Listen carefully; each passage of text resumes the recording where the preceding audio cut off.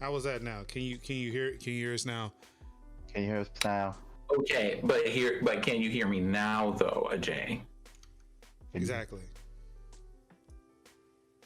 This is what happens when you create new alerts, new everything. Like none of this is the same at all. Yeah. We're getting it together, y'all. Yeah. So First time. yeah, I don't think I've used this. I don't think we've done the show since like like a major Windows update. So things have reset for this profile specifically. Okay, it seems that we have sound now. We're audible people. Okay, so thank you for not letting us be out here on that like super pro streamer laptop for like half an hour. Thank you. Been there. Okay. I've been there. Good Lord. Take 3. What's good, everybody? It's your boy Marcus Owens, Major Linux. It is Thursday, September 17th, 2020. It is time for the return, for the third time, Tech Talk Thursdays. One time for the one time. Oh my God. I am the worst. Whew. No, you ain't. Again, I'm joined by KKS Gaming. I'm joined by Ciniac. Now, if you two again, so I'm gonna put my hiatus has been okay. It's been all right. It's been all right, but I'm fucking shit up now. If you guys would like to share how your hiatuses have been going for the third time, be my guest. Good. Been playing some JRPGs, Anode. Got my first dub in Fall Guys, so big ups for that. And trying to do speed runs in Super Mario Maker 2. So check on Mondays to see how good that goes. So yeah, overall pretty good. Sitting in the smoking jacket. You good, man? Doing okay. Busy with work, busy with random side projects, and finally at a point that the weather is cool enough for me to warrant going outside and not being miserable. So I might have to take advantage of that soon. It was like a smooth 70 today. Aside from all the rain, the weather's great. So if it keeps up like this, we're gonna have to start like being like, oh, there is actually a park nearby and stuff, and I might have to go and have fun with that. Mm-hmm. Yeah, all joking aside, like during my hiatus for us, like we've been doing some moving, as you can see. For those who remember seeing the show over on the Cookout, I've changed spaces now. I'm in a new house, in a new studio space. I love the new house because we actually have a porch now. So we've got some furniture out there. My wife loves being outside, she loves sitting on the porch. She's like an old Southern belle. She loves sitting on the porch, so she got some furniture. And yeah, today was great. Like she texted me when I was in my office for work, and she texted, "Hey, come downstairs. We're gonna sit outside." Like, sure. And even though it was raining, it was just nice. It was cool. Oh, I enjoyed all of that. I said, this is what summer should be. Mm-hmm. But I think we done blew it for a little bit. So yeah, this is how summer should be, like fall. Yeah. Oh wait, yeah, I forgot. We are like 3 days away from fall, so hopefully it just stays like this for a bit. Yep. Oh my goodness. But that's pretty cool. But congratulations, by the way, because I know that has been a thing in progress for like months. So oh my God, you wouldn't believe it. But yeah, moving is daunting enough, but moving during a global pandemic, hell, that's probably a struggle. Be like, who are you? What are you doing? Did you wash your hands? Are you wearing a mask? 6 feet. 6 feet. It's like a lot going on right now. So yeah, to do that is stressful enough, and then doing it within a pandemic, yeah. Whew. Yeah, not easy, but we did it. Everybody's good, healthy, safe. Really excited. I need a light jacket to walk at 7 a.m. It's fall. Yeah. I'm really happy. Got both my jackets ready to go. I don't have to wear them just to the server room anymore when I go into work. So I'm really excited. hoodie season. Oh. Yes. But also, with hoodie season comes many other seasons. And no, I'm not talking about pumpkin spice. Let's get into the news. Yes. First off, because it's September, Apple, even though we're all locked indoors, Apple had to go flex their video editing muscle, just like they did with WWDC. They had their September event Tuesday. They announced everything but an iPhone. And we're going to try to do a quick rundown of what was announced on their showcase, starting with, and not in any order, it's because just by what happened to show up on my RSS feed, Apple One bundle subscriptions. Are you guys excited about that? They're bundling services because why not? You got Apple Music, Apple TV Plus, you've got Apple Arcade and iCloud, more iCloud storage. And of course, with the Premier plan, you get Apple News and the Apple Fitness Plus. Any of that tickle your fancy? It's not tickled. It's not tickled. No, I didn't think so. Nah. It's one of those things, like, I think it's the combination of it being Apple and me having to buy it. Like, I just... Well, of course, one of the new things that they did add with the Premiere is Apple Fitness Plus. And actually, I'm going to skip around. I need to find the article for that one, because that would help if I explained it before I even talked about it. And that's definitely not it. Did I grab the wrong tab? I think I did. There it is. I did. I grabbed the wrong tab. There we go. Apple Fitness Plus, they announced that it is a workout service similar to like Peloton. For $10 a month, you can work out with these Apple Fitness these personal trainers from the comfort of your own home, using your watch. Like you use your watch for your fitness stuff, but you can get the video through your iPhone, your iPad, or even your Apple TV now. Which I was watching this Tuesday, and like they kept showing the workout stuff on the phone. I was like, well, who's gonna do that? I'm not gonna sit there and do crunches and do Taibo and just stare at my phone. Like, I got this Apple TV, you gonna put that on there, right? And then they eventually did show that it shows up on the TV. So pretty cool. Yeah, and the one thing I did like about this is the fact that it does integrate with your Apple Watch. So like you can see in the top right corner of the TV where it's got your rings that would normally show up on your watch, and it will show it closing as you're doing the exercises, and will actually give you all the animations at like when you complete the ring. So when you don't miss it while you're doing the exercise, you actually get to see it on the TV, and also keeps track of your vitals and stuff like that, and displays that in the top left corner as well. Right. So okay. Yeah, I thought it was pretty cool. I need to do something. Like, I don't know if I'm gonna pay $10 for it. I was like, no, I need to get my fat ass up and do something. So I don't know. Maybe. Something. But yeah, get outside and stretch the limbs a little bit. I just haven't been. It's like exercise aside and all of this other stuff. It's also just like me realizing that I had spent 2 entire seasons, like whole seasons, in the house and have not left except to go to the grocery store.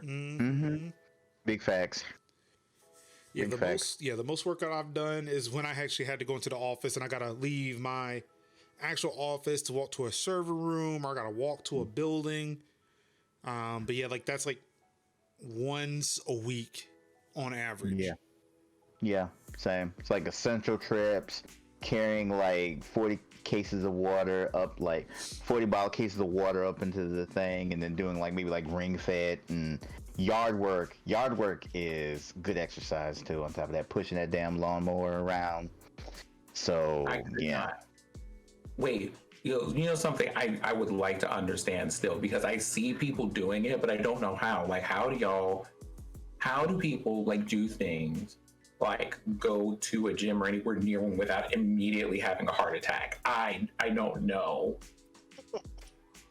Like, I am in the grocery store and my fight or flight instincts are on like 10. If I see people even coming close to breathing in my space, I'm like hands clenched and ready to like throw down. Like, if I'm gonna have to go to the hospital, I'm gonna have to make the trip worth it. Like that kind of thing. So like, whew, you know. Yeah, for me, it's like I'm making sure like a hallway's cleared. Like you think that like I'm some like special forces person. Like all right, look. Mm-hmm. All right, we're clear. And just start going the hallway. I ain't playing with none of these folks, man. Ain't playing with them people. Nope. But yeah, I don't know. Like, maybe I would like to see what it is. I think there is a free trial for it. I would like to see what this looks like, but I don't know. I just need to get outside and just like walk in my neighborhood. I actually live in a nice place, a nicer place now. So, and it's cooler. We were just talking about it's cooler now. I should probably go outside and walk eventually. Get some walks in. Yeah. We don't have a mailbox in front of the house anymore, so I at least have to walk to the mailbox. So it's like, okay, I see what y'all did here. All right. I'm glad I don't live at the end of the street, because boy, that would suck, and I would never get my mail ever again. There you go. So a lot of these, like from what I can see, it has like a lot of different features on it for all sorts of stuff. How do you feel about all of that? I mean, I think it's good because I've not seen other ones. I don't know how the Peloton stuff works. For example, like blood oxygen monitoring. So we're talking about the watch now. Oh, we can move on to the watch. That's not on the watch? Yep, we do the watch. Yeah, we can move on to the watch. All right, so let's see. So just wrap it up. That was the Fitness Plus. Watch, well, I'm saying, like, we were talking about the fitness app that uses the watch, but we can move on to the watch now. We're just wrapping up the services. They talked about a lot, except for the iPhone. Let's see here. The watch, the Apple Watch Series 6, with all your COVID detection needs. I'm gonna tell you something. You talk about that blood oxygen level. That alone was enough to convince me just about to upgrade my watch. My question is how they are monitoring your blood oxygen. Is your watch a vampire? This is what I want to know. Let's see, where was it? Because they explained it in the video, but I'm looking to see if there's a written explanation in this article, but I don't see it. Are we gonna get to the point now where we're gonna have like how it is like pollen levels and like smog levels? It's gonna be like virus levels, and it's gonna be like, yeah, it's a little virusy. It's a little extra virusy in your area. Make sure you. That's what contract tracing's supposed to do, right? Like it's supposed to. Yeah, I mean, as soon as we adopt the fucking APIs, like then well, it's a little virusy out in your neck of the woods today. So, all right, bet I'm staying the fucking side. Yeah, it's virusy out there today. You know, we're joking about that, but wasn't it like a couple of months ago that they were talking about like having a whole Bluetooth thing on and location services that would tell you if someone with one of these devices was diagnosed as having it, it would tell you where they've been and alert all of the people who have been near them. Hey, this is a thing. That's the API that was built into iOS and Android. Yeah, we covered that. Oh, I'm all for that. Yeah, me too. Because I'm like, I mean, up until it's used for bad, but yeah. Which, I mean, hey, this is the life we live. Yeah. But yeah, pretty much. Yeah, up until it's used for bad, like I'm good for that. Like, yo, y'all need to let me know who the fuck around me's got the damn virus. It's good till it's not good. Then it's bad.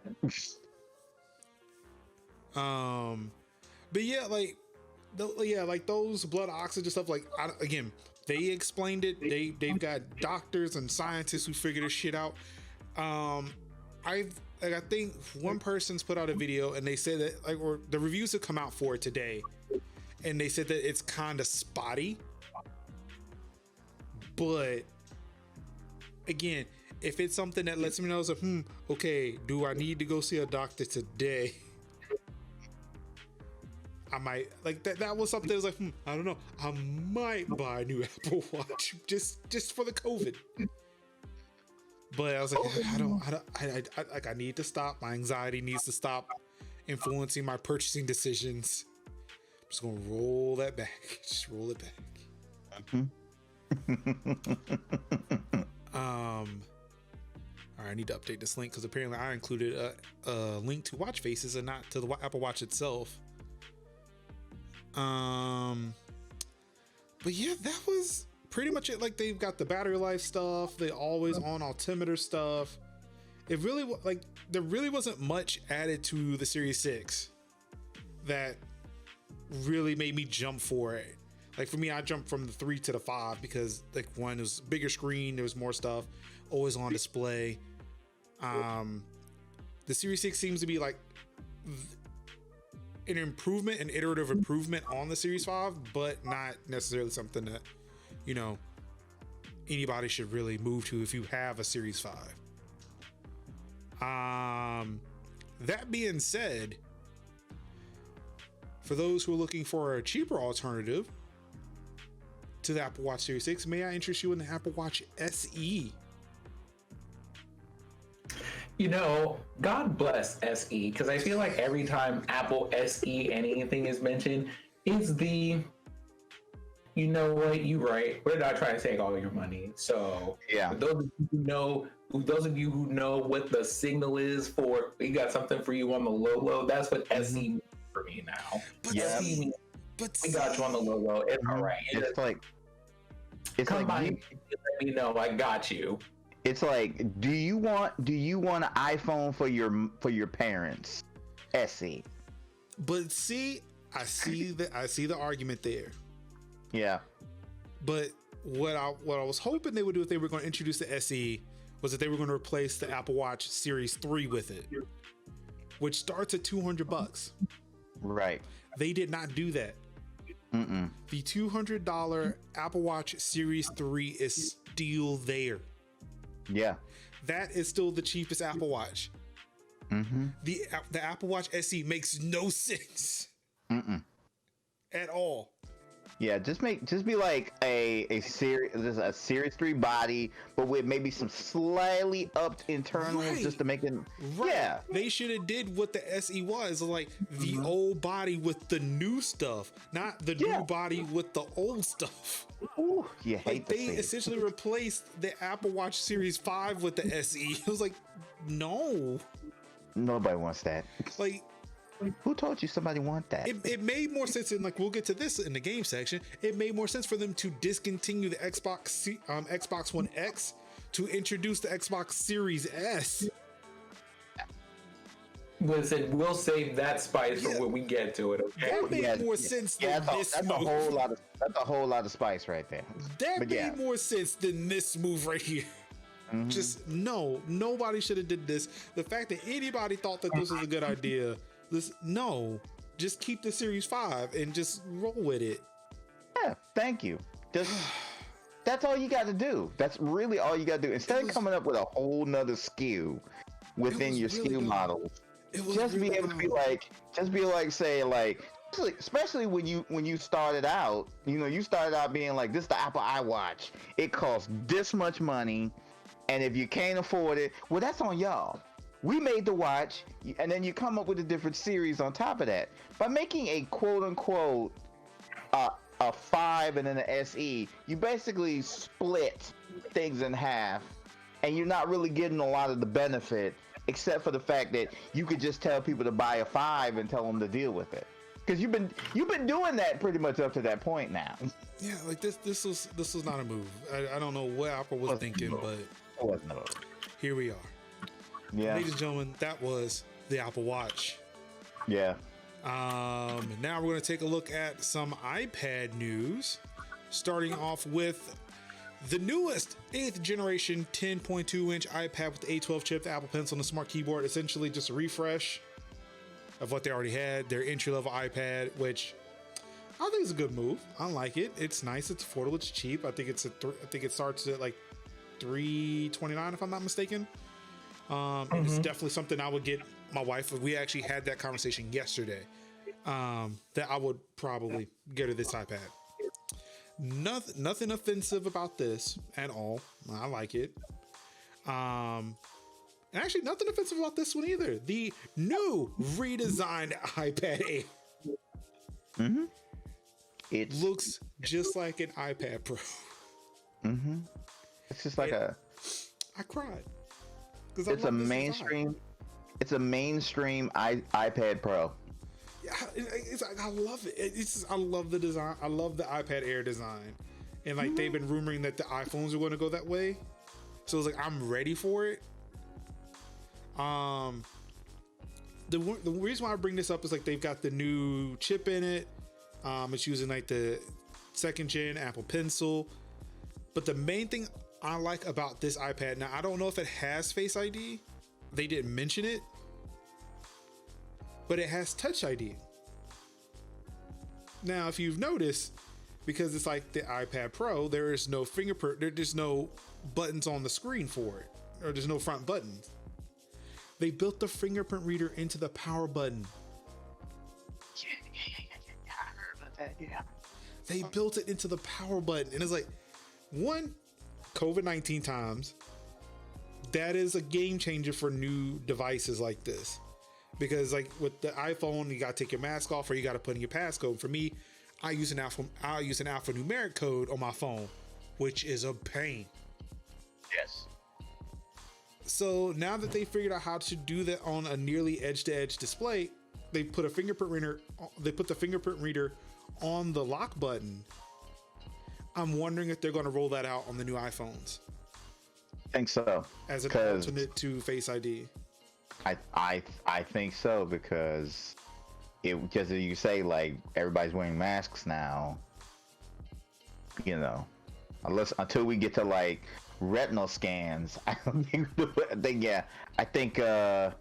it's time to roll that out, because Face ID, Face Unlock, Face ID is good, you know, at the time in the before times, you know, when we didn't have to worry about face coverings and obstructions in our faces. But now it's like, yeah, we just need another way to unlock the phone would be a good idea. And on the power button, even more so, instead of it being like how Samsung has it, where you put your finger on the screen itself and there's like a fingerprint reader on the screen, or have it in the back. Because you're most likely, when you grab and you touch your phone, you're usually going to touch the power button anyway, instead of it being like doing that awkward thing where you have to touch the screen, the back, you know. I would have liked it to be there. Like it'd have been nice if they built it into the Apple, into like the logo. Yeah, that would be dope. That would have been dope. Motorola does that. Motorola does it where like my Pixels, like where my Pixel 6e or no, my Nexus 6P, and yeah, all the Pixels after that, right, have the fingerprint reader on the back. Right on the back. But Motorola does it with, it's like you see the Motorola symbol, that's the fingerprint reader. So you just go like boop, like that. Yeah, I love that. Yeah, when I had the Nexus 6, the big fat Motorola one, their logo was in a dimple. And it just made sense. Yes. And it did not make sense that they did not include one, but they've since figured it out, because it's there. I'm glad about that. I really am glad about that. That's probably a reason why I'm going to get a G8, probably. Yeah. Ajay definitely brings up a good point. Like the iPad Air is essentially like the iPad, the first, like the not the first gen iPad Pro or the first gen like iPad Pro 11, like the one I have. Like the first time, like the first year they went with this similar design, it is really like that. Also with this one, like, you know, it works with the Magic Keyboard, that floating thing with the trackpad. It's got the USB-C. So it's good to see Apple starting to move away from the Lightning cable. But again, we all know that Apple's just trying to move away from charging ports altogether. Are they? Oh, so what are they headed toward? Is just being able to put something on like a surface and charge it or something? Yeah. It's because like so there was a lot of stuff happening in the EU, actually for years, but I think some of it like a lot of scuffle happened this year, where or it was either this year or late last year, I can't remember, where the EU was trying to get a standard. They were trying to get people to get on a standard. Like, look, either micro USB, USB-C, y'all figure this out. And Apple's like, no, we're going to stick with Lightning because if we change it, that means there's going to be more cables. So we're going to stick with Lightning until we don't need cables anymore. I mean, you know, I feel like it needs to be said at this moment, Apple, dear Apple, for these Lightning cables, I just want you to know that this is a problem that you caused for yourself that you didn't have to have. Because someone actually put these Lightning cables, you could have left the software originally after we spent $150 on our respective headphones and the charging cables that we had that were interchangeable with everything else, instead of going, but we want to make you spend another $25 on a single charging cable. So here you are with the Lightning cables, and then going, I mean, it's kind of like the US versus the rest of the world with metric measurements. Like, we could have just not, but we don't want to. So, Apple, I'm just going to need you to gather that up and do whatever you need to do. You can feel free to just come back and join the rest of us on the cabling systems that we have. We only have 3 cables. Right. Pretty much. Well, you're doing too much. You're doing too much. Way too much.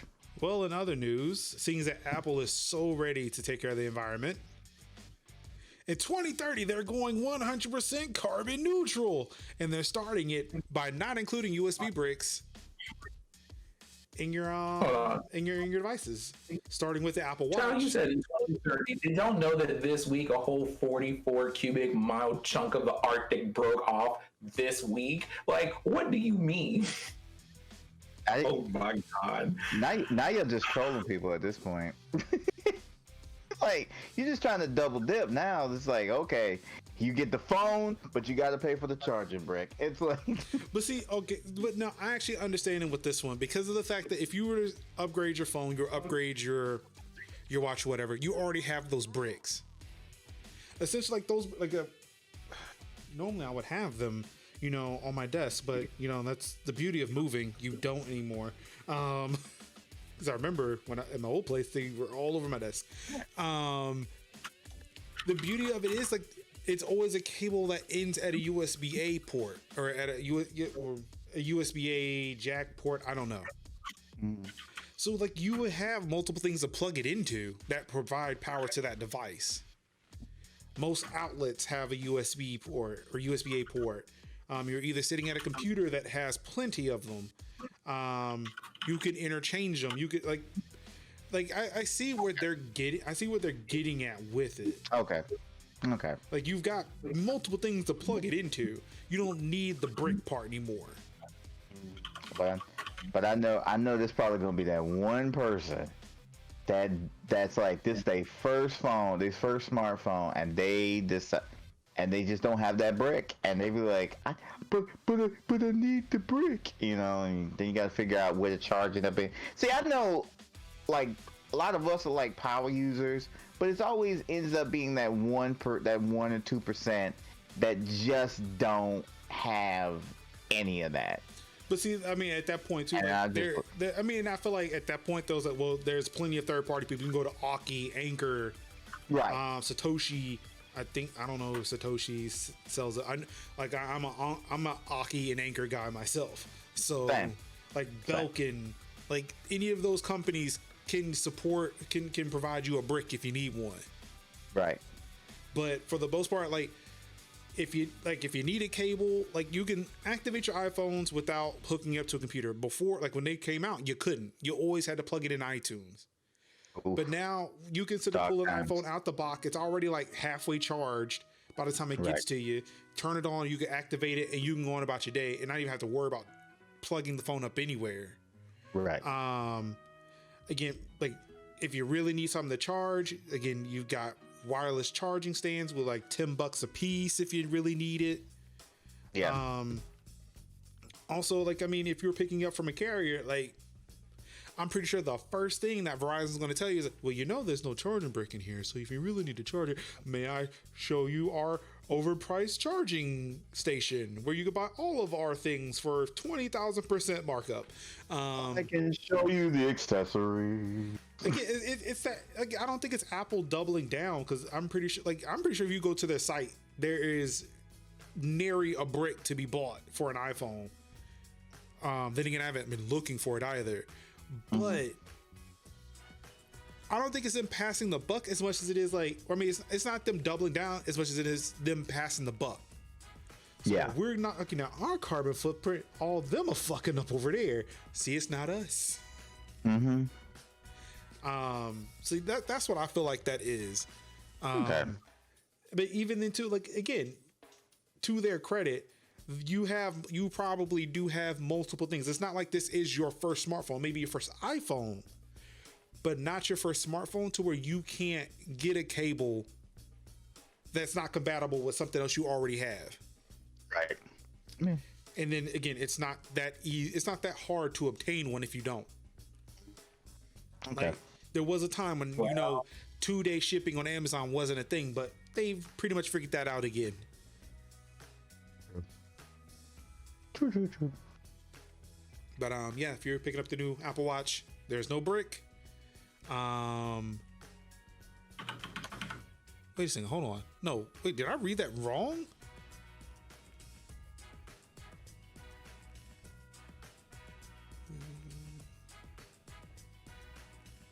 Wait a second, is it saying that it says no power? Okay, is the power adapter the brick, or is that's not the charging cable, right?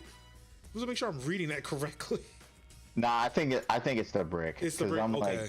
Like, I cannot imagine them shipping you a phone with no cable in it. Not the phone so much, but the watch. Because the watch. That's a proprietary charging thing. You can't just buy those. People would be incensed. Okay, I just need to make sure. Okay, all right. Moving on to more Apple tangentially related news. Customs and Border Patrol seizes 2,000 OnePlus buds, calls them counterfeit Apple AirPods. But it gets better. It gets better. Because in typical big ball US fashion, because you know what, we ain't never lost.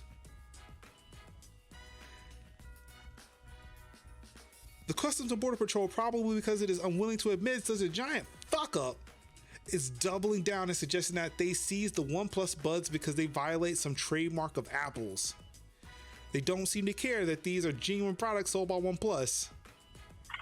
They sent a statement yesterday to The Verge, and quote, upon examining the shipment in question, a CBP import specialist determined that the subject earbuds appear to violate Apple's configuration trademark. Apple has configuration trademarks on those brand of earbuds and has because it's in gray, I can barely read it. And it has recorded those trademarks with CBP. The spokesperson said, configuration trademarks cover the general appearance of a product. If you were wondering, based on that determination, CBP officers at JFK Airport have seized the shipment under 19 USC 1526. And in parentheses, some U.S. penal code thing or federal mandate law, something. I don't know. I'm not a lawyer. A damn shame. Yes. Oh, we about to get into it. We about to get into it. It is specifically a subsection of the merchandise bearing American trademarks. So that section covers something that seizing and forfeiture or disposition of seized goods for merchandise that bears a counterfeit mark if it's imported into the United States. Okay, so let's take a look here. Let's hold on real quick.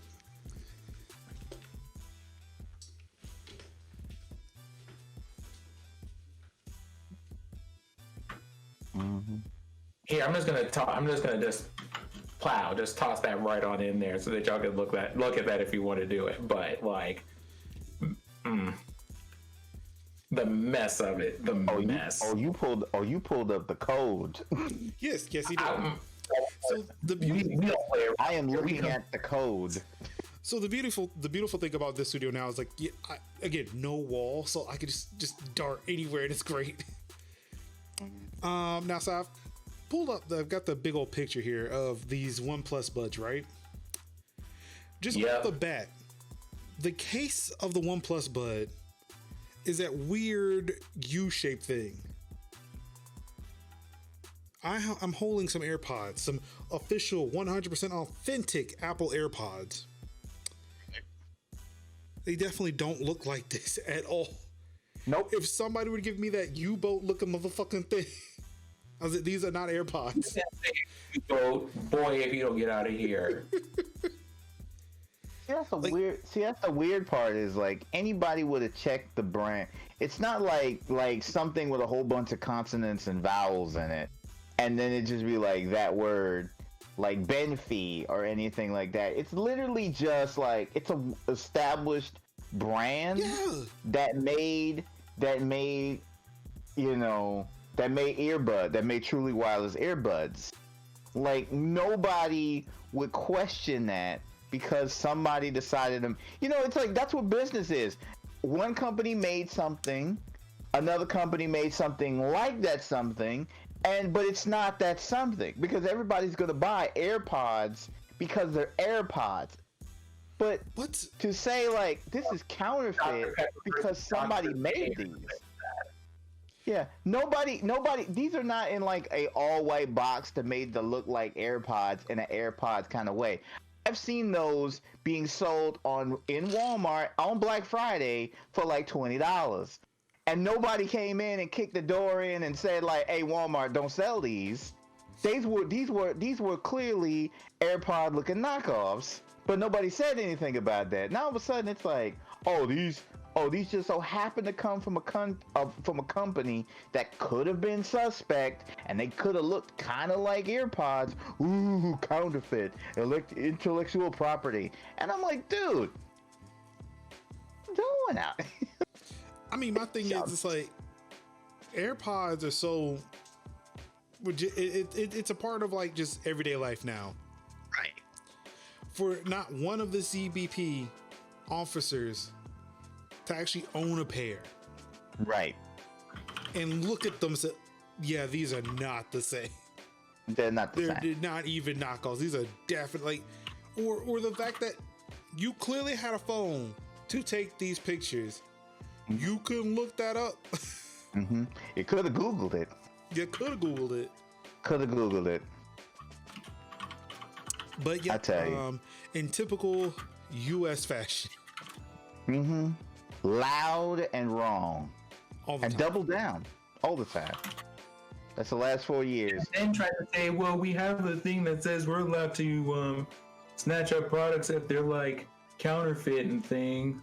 So yeah, we're just gonna go ahead and do that. Oh, okay, cool. So if I come over here with coffee that isn't Starbucks or Jittery Joe's in this airport, you snatching up my coffee? Is that what you're doing? Yeah. Are you just gonna go ahead and like, collect all of that too? Yeah. Are you gonna collect my knockoff Fitbit because it isn't actually Fitbit brand or something? Like, why?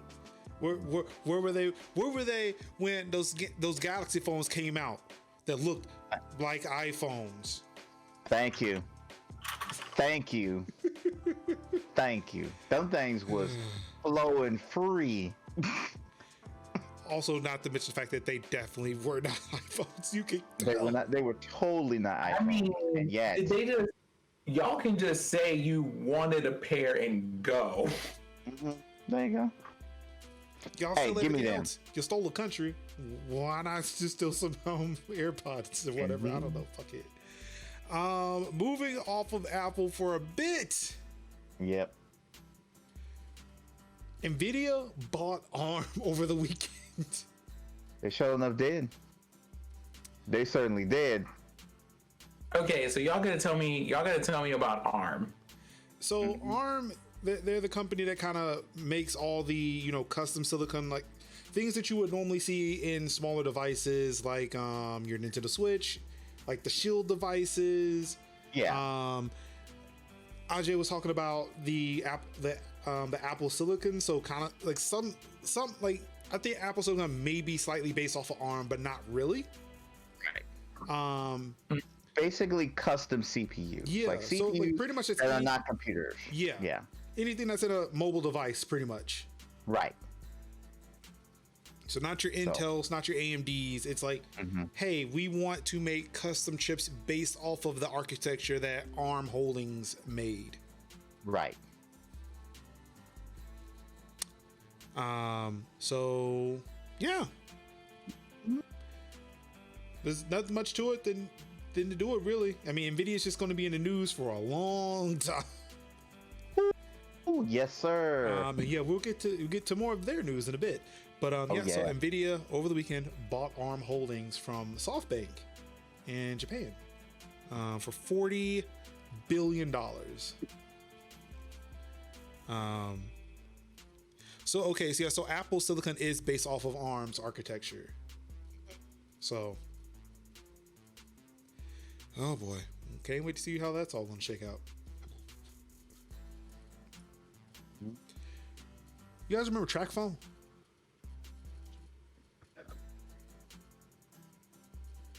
Oh, you rocking TrackPhone right now? Yep. Welcome to Verizon.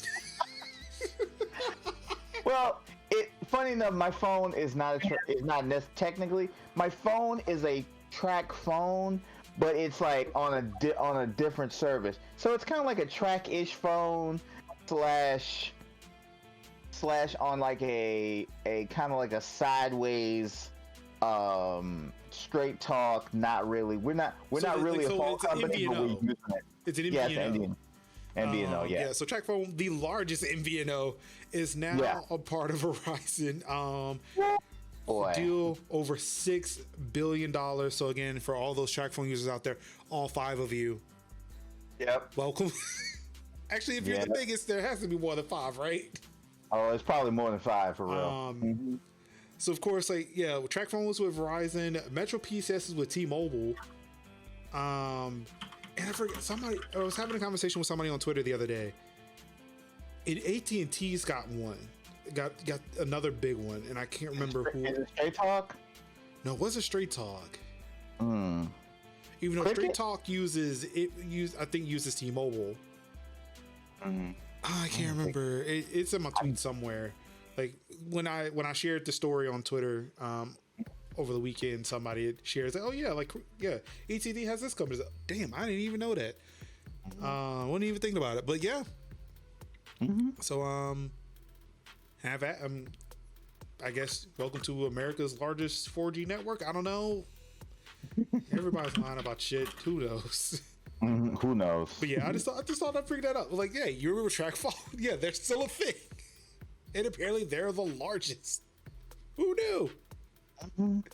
Prepaid is where it's at, Jack. Yeah, I'm gonna let you know, because it's like, man, you get all the benefits and not be in the contract and still use the latest hottest phones with TrackPhone, and yeah, I love it. I mean, well, I don't have TrackPhone, I have Straight Talk, but still. I mean, TrackPhones for me go back a ways. They go back to like my freshman year of college of like 3 nights, 3 times the amount of weekends on minutes TrackPhone. Oh my God, you remember tracking minutes? Get more minutes at night TrackPhone. Yep. Wow. You had to go buy the card. You still got to buy the card, but you go and buy the card. I thought it was so cool that you could just go to a grocery store and just buy a cell phone, just like in the cellophane packages. Like, yo, like I thought that was baller. I was like, yeah, I'm gonna get the money where I can just go up into a grocery store and just buy me a cell phone. Let's go. Yeah, let me get a Nokia. Let's go. Yeah, let me get a Amazon gift card. Let me get a 12-pack of cherry Coke. Let me get some flour. Oh, and let me get one of them Samsung Galaxies real quick. Memories. All right, and a last bit of tech news for this week. Google Fiber is releasing 2 gigabit internet this fall. For those of us, for people who are mad, who live in an area that could get Google Fiber and can't because they stopped rolling out, on top of the people who don't live in areas, which is like 90% of the, 99% of the US who can't get Google Fiber. It's like, oh wait, now you get 2 services? Oh boy, what is Google Fiber doing? What is happening? Well, I don't know, but I'm going to tell you this right now. If you're going to have people offering this and buying into it, you better not treat this like you treated Google Wave. I think because it's just straight internet, I don't think nobody's treating it the same as Google Wave. Oh my goodness. Like, the only thing I can hope from this is it does the same for 2 gigabit fiber as it did for just gigabit fiber. Like when they roll into these towns, they force the other ISPs to offer competing plans. I'm gonna tell you something. I was paying $90 a month at my old house for a gigabit through AT&T Fiber. I have a promotional plan for $50 a month in this new house for a year, and it only goes up to 70 when that year is over. They literally whisper in the area and be like, "We coming," and then it's like, and then AT&T, basically like AT&T and everybody else is like, Not only did they, I think we need, cheaper prices. No. Not only cheaper, but they offered it. Right. Fiber was not a thing here in North Carolina at all until Google Fiber showed up.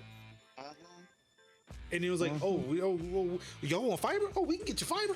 We can get you fiber. We can get you fiber. We got you. We got you. And I know that's a thing because the fact that they're offering Google Fiber is that they are offering some illicit drug.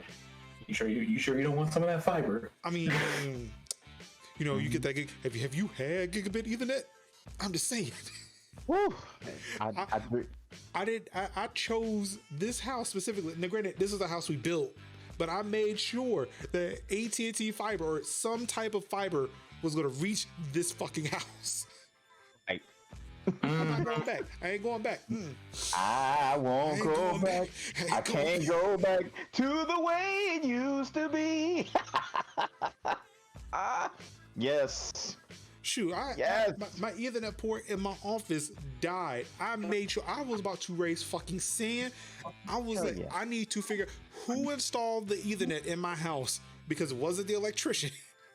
I had to figure out who installed it so they can come fix my port because I want gigabit to every device I plug into a fucking wall in this house. I don't care. That's right. Yeah, you don't go back. You don't go back. You might as well consider it an illicit drug because once you get hooked, you don't go back. Once you see them numbers hit 900 megabits per second, it's like, nah. I think that's a dream. When you upload like a 10 gigabit or a 10 gigabyte video to YouTube and it takes 4 to 5 minutes to do it, you don't go back. I never go back. Triple digit uploads, man. Just not even 900, just triple digits. Like I feel bad because I don't want to get excited about it only because I know that they don't have that here. Like, but if they did, I'd probably do it because at least I'd be able to get internet upstairs. You know what? It'd be time for the come up. I'd be like, I need to come up now. Like, all right, crack the knuckles. Time to step the game up. When they installed it in my house the first time, I found the biggest video I could find. Uploaded it to YouTube, deleted it, and then uploaded it again. Just so I could see the numbers go up. I want to see the numbers. I want to see the numbers. What do the numbers mean, Mason? Well, it means I got fast internet, baby. I'm like, y'all ain't ready for these streams. Oh. The Crown in 4K. Let's go. I'm ray tracing over the internet. Yes. All right, speaking of tracing rays, it's time to move to the gaming section. And boy, again, we had some events this week. Ooh, didn't we? If Apple dropped the bomb on Tuesday, Ooh. PlayStation dropped the bomb on Wednesday. Drop the bomb on me. Ladies and gentlemen, we now have the official prices, the release date of Sony's PlayStation 5, aka weird World Cup looking router. Yep. Can I just go ahead and talk about this Aris router with a controller that they're going to sell us? So how many of y'all thought they were going to be less than $500? Show of hands for those of us who are over here. I mean, because these talking about like the one routers that also let you play video games were absolutely not going to be less than $500. They are determined to let y'all know that in the middle of a pandemic, when people are losing homes and jobs, you will still run them their coins, and they have no qualms with telling you so. You don't run me this money, and it's like, but real though. And I'm just like, who is this money for? But then when they were just like, but aha, we got you on a discount version. It's $100 less. Y'all, if I wasn't coming up with $500, where'd y'all get, something? I don't got 500, but 400 I can probably work with. That's cool. I can do that. That's like saying, like, this isn't $10 exactly. It's $9.99. Like, yeah. I mean, think about it. I could buy a $70 game with that extra $100 though. This is where you're just like, dear U.S. government, if this is something that you're willing to grant us for Christmas, you can run us another stimulus check, and we'll be more than happy to buy that. Otherwise, I mean, specifically for $536.47. If that is actually how much a PlayStation 5 costs with taxes, I'm like, just call me Rain Man right now. That sounds about right. That math actually does kind of check out. Yeah, and we're not going to talk about the utter madness around this launch, where people, like, they were just like, we're going to roll out these pre-orders in like 24 hours, and people had already bought out the things that they had on hand for pre-order before the pre-order even went live. And they didn't tell anybody that at random, because they at least, I guess, wanted to give us a chance to breathe before the bots bought it, in the same way that they bought all the Nintendo Switches when those first came out too. It's kind of like, yeah. See, this is why you have to have, well, first off, they said the pre-orders were supposed to start today. They were supposed to be today. Somehow retailers were like, dog, throw it out there. And it was just like, the pre-orders were going up the like 2 and 3 hours after the release. So they were like, okay, now I guess they thought now was the time. But what ended up happening is retailers start breaking, I guess, the pre-order early date, and then just started throwing pre-orders out there, and then they were all sold up, because once you open the floodgates, that's when the bots show up, and then they buy it. Just what Sin says, they buy everything up. And so they buy everything up, and it's resellers, so they'll buy that whole thing up and then mark that thing up 500 times and then try to resell it to you for $800. Because they know you're going to want to get it, because y'all, and then whoever does that is just dumb as shit. I'm sorry. Right. Because that's on you at that point. That's the crazy thing. It's like the resellers do it because they know people are dumb as hell that's gonna want it because they want it now, and they want to be the one they want to have it first. So this level of FOMO that the resellers, buy in on, because they're dumbasses out there that's gonna buy this. I'm not gonna do it because I told you I ain't buying a PS5 or an Xbox Series S. Yes, I'm getting the S until early 2022. I told you this. Yeah, I'm like, when we can safely walk into a store and just pick it up with our hands. when we can safely walk, yeah, exactly. When we can safely walk into a store and buy it with the hands, when the color variants come out, because I ain't finna buy no glossy ass white and white on the sides and black in the middle. I ain't trying to do that. I don't like them colors. I looked at that thing and I'm like, yeah, it's nice and all, but no. It looks like the damn FIFA World Cup. It does. It does. It looks like I say. It looks like my router. It looks like a Nighthawk. I should. I'm like, no, I'm not. See what it is. I'm looking at Sam right now, and it's like, damn, I bought all that power line cable. I could have just bought this PS5 would have solved all my internet problems right here. Clearly, this is the best router. The cable modem and everything. Gee. Damn.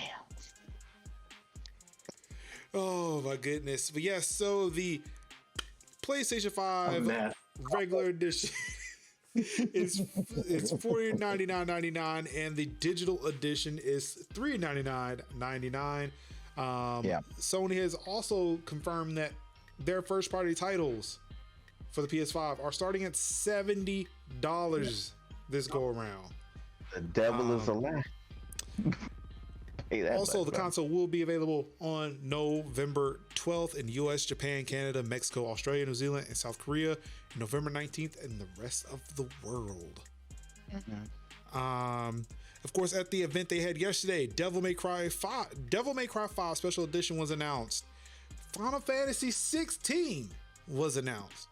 Five Nights at Freddy's Security Breach, Hogwarts Legacy, and the new God of War title were all announced during the stream.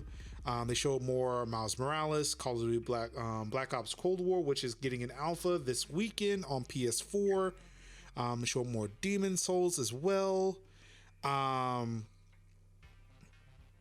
Let's see, they're also doing a PlayStation Plus collection, which is like all their first party titles are going to be available on the PS5 at launch. Let's see. You can get your DualSense controller, the Pulse 3D headset, HD camera, media remote, DualSense charging station, all that's available with the system.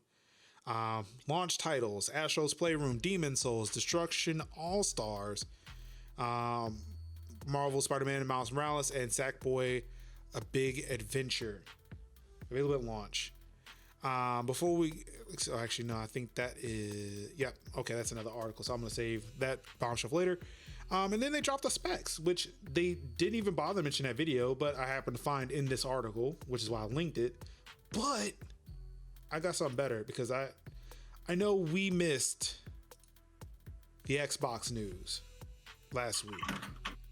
So we're going to talk about the Xbox One, the Xbox Series as well. Of course, they announced Xbox Series X back in December. We covered that. But while we were gone, they dropped the Series S that came through a leak and was confirmed early the next day, if not late that night, from Microsoft. And then Microsoft just dropped everything. They did. With the Series X, so you've got those consoles. We can go through those specs in a second. Of course, Game Pass is a part of Xbox, so you get all of the Xbox One titles on Game Pass that are ready to go. Some select Xbox 360, OG Xbox games. For what I understand, all of the Xbox One titles, I think, are. I don't know if they're compatible with the Series X or not. If they're backwards compatible, I can't remember. Somebody please fact check that for me if that's not the case. Let's see. I know Halo was delayed, so that's not a launch title anymore. But yeah, so all that's out there. And of course, it's $499 for the Series X, $299 for the Series S. Right. But of course, I pulled up this document here, which is the comparisons for all four of the consoles that are launching between November 10th, which is Xbox launch, and November 12th, which is the PS5 launch. And so far, like for the most part, they're kind of equal. Granted, in the CPU game, the Xboxes do, or at least the Xbox Series X. Well, no, Xboxes in general no, it's mixed up. I'm sorry, because it's the PlayStations first and then the Xboxes. While the digital and the non-digital editions of the PlayStation, like they're essentially the same console. One just has a drive and one doesn't. Right. There are some slight differences between Xbox Series X and Xbox Series S. The Xbox Series X they're promising 4K at 120 frames per second with up to 8K 60 once those TVs even become a thing. Because I think that's what HDMI 2.1 allows for. The Series S, however, is slightly less powerful. It's smaller too, but slightly less powerful.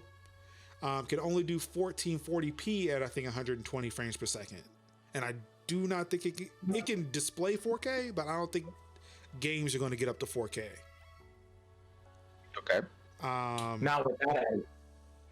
What? Not with that attitude. Oh, where did we go? We go try to pull that back out on me.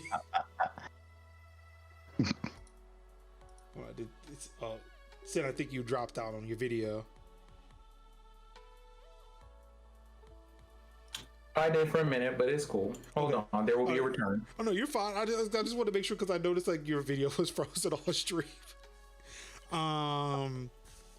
So yeah, the Series S is going to have lower specs than the Series X. So knowing that in mind, we're going to compare just the PS5 and the Xbox Series X because obviously those are the two that everybody's going to compare. Everybody's like, okay, Series S, okay, you there. You just sit over there. You be cute. Right. So everything that's going on with the Series X is beating the PS5. With the CPU, with the clocks, the GPU, the only full terabyte. I'm sorry. Full terabyte hard drive. Well, see, and that's the thing, and I'm gonna get to that in a second because I was having a conversation with somebody on stream last night about that. The only thing that Sony beats Microsoft on definitively is the I/O output or the I/O throughput. And again, they've been touting that to where their the storage speed is way faster. Right. And it's a thing where it's a thing where a lot of people are hanging on to that. Well, their storage is fast. That means there's no load time. It's going to move so much faster. Like, well, in an aspect, yes. Right. But you still have to go through the rest of the pipeline. You still have to go through the CPU. You still have to go through the RAM in order to do any of this. Right. So there's still going to be a bottleneck somewhere. Sony introduced it in their RAM and CPU. Microsoft might have introduced it in their storage. Right. But if you're putting everything in in memory, yeah. So it's ultimately these systems are it's going to come down to a comparison. When the Digital Foundry videos come out, right, then we could kind of put this debate. Yeah. Once we start getting benchmarks and performance tests, then it's because anybody can tout numbers and tout performance in a PowerPoint presentation. But when I'm talking about when rubber hits road and people are actually breaking it down, just as you say, like Digital Foundry, as soon as somebody uses it, then that's when we really get the true test of what this thing's going to do through real world usage. And I think that will be the tale. That will be the tale that will be told. Right. So, yeah. I mean, it's so people are touted. Yeah, it's gonna have faster storage. Well, I've not seen it. I think it's Richard Ledbetter. Richard Ledbetter, before they shut down everything for COVID, Mr. Mobile, two different people, by the way. Richard Ledbetter and Mr. Mobile, they both went out to Microsoft campus and they actually got to play with the Xbox Series X. They were able to test how that fast switching was working. Now, granted, it was working with only a few titles at the time, but they were able to see it and then show everybody else, hey, this is actually working. Here it is. We've got the controller. You see us moving it. It's amazing. that hasn't happened yet with the PlayStation. Right. And you got, like, I know what people are going to say, like, well, you saw Ratchet and Clank. It's like, well, yeah, I saw gameplay of Ratchet and Clank, but I didn't see anybody playing it. Like, I didn't see anybody playing it on the hardware of any kind. So you can sit there and point at Ratchet and Clank. That don't mean shit to me until I see somebody playing it. Till I literally see somebody holding the controller, exactly, and pressing the buttons and seeing the input and all that kind of stuff. Like, you need to see that. Not seen any UI for it or anything. Like, the only thing we saw that may have been UI was like the warning that they gave at like the event they had like a month or two ago. Like the event where they actually showed us what the console looked like. They showed like the little, Sony warning or whatever, and that was it. But I want to see what the UI looks like. What does the system look like? I mean, what are we doing here? Anywho, of course, you notice the other thing too is the storage and how the Xbox, it says that they're giving you a full terabyte, but I would not guarantee that. Right. Like, I imagine it is a terabyte drive within the PS5 as well, but they are telling you how much it is usable. Right. Because I think 170, because what is it? Yeah, I think 175 gigabytes may be used for the system. Right. So it'd probably be less, probably like not considerably less, but less than a terabyte. Yeah, it's gonna be less than a terabyte. Like, that was the whole thing where I was joking last night that, maybe I should pre-order both of the consoles, bring them home, actually play with the system information, and then return them because I don't want them. And of course, for expandability, both of them do allow you to use USB external. None of them will allow you to play their recent games on it. So no PS5 games on external, no Xbox Series games on external USB drives. However, the Xbox Series X does have the expansion bay. They're partnering with Seagate to provide those, and you should be able to put your Xbox Series games in that little expansion slot. And for Sony, they're allowing you, just like with every console since the PS3, or actually the PS2, because you could technically just add one. You can modify your hard drive. You can put in, a hard drive, a bigger hard drive, faster hard drive, whatever you want. Granted, with, like, I think Mark Cerny had mentioned it during his GDC talk, that they have to certify the NVMe drive that you put that you can put into your PS5, because you could buy one that's technically slower and it won't work because it doesn't move fast enough. Okay. I'd be like, I would be like to see like in M2s that are like Sony, like have like a Sony, like have a Sony sticker of certification on it. And they probably will. I would not be surprised if Sony, because of this, Sony doesn't start selling their own NVMe drives. Right. If not, like, they may go the Microsoft and Seagate route, because actually Microsoft's been partnering with Seagate for a while. Yeah. Microsoft branded external hard drives are made by Seagate. Right. So I wouldn't be surprised if Microsoft actually did. I mean, if Sony didn't partner with an NVMe manufacturer, just like, all right, these are the ones for the PlayStation. Right. Let's see. And for connectivity, all of them have gigabit Ethernet, because you got to have it. The one thing I found interesting, though, is the fact that for new consoles that have wireless built in, only the PlayStation 5 has Wi-Fi 6, which is, the new standard for wireless connectivity. Oh. Which means that if you try to use your Xbox Series X or Series S on wireless, it's not going to download or do it. It's not going to download things as fast. If they still allow for streaming through Twitch or whatever through these consoles, it's not going to give you that upload speed that you want. being on Wi-Fi 6, you get near gigabit speeds over wireless.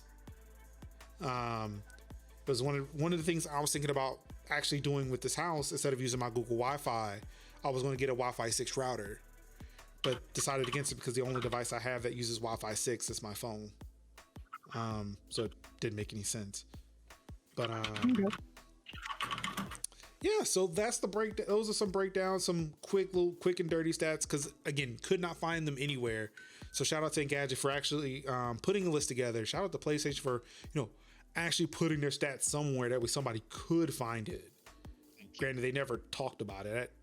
I think when I found it, that's when I saw the tweet from PlayStation. Hey, we got this article ready if you want to look at it. Like, oh, thanks. Not late, but sure. Yeah. I'm trying to make sure I'm not missing anything else. Or yeah. So PlayStation 5, it's going to be out November 12th. Again, Xbox Series X and S available on November 10th. But a bit of news here. So actually, before I go any further, are either one of you interested in picking up one of the new consoles? Yeah. Like at launch. Let me rephrase it. At launch. No. And there goes Sam.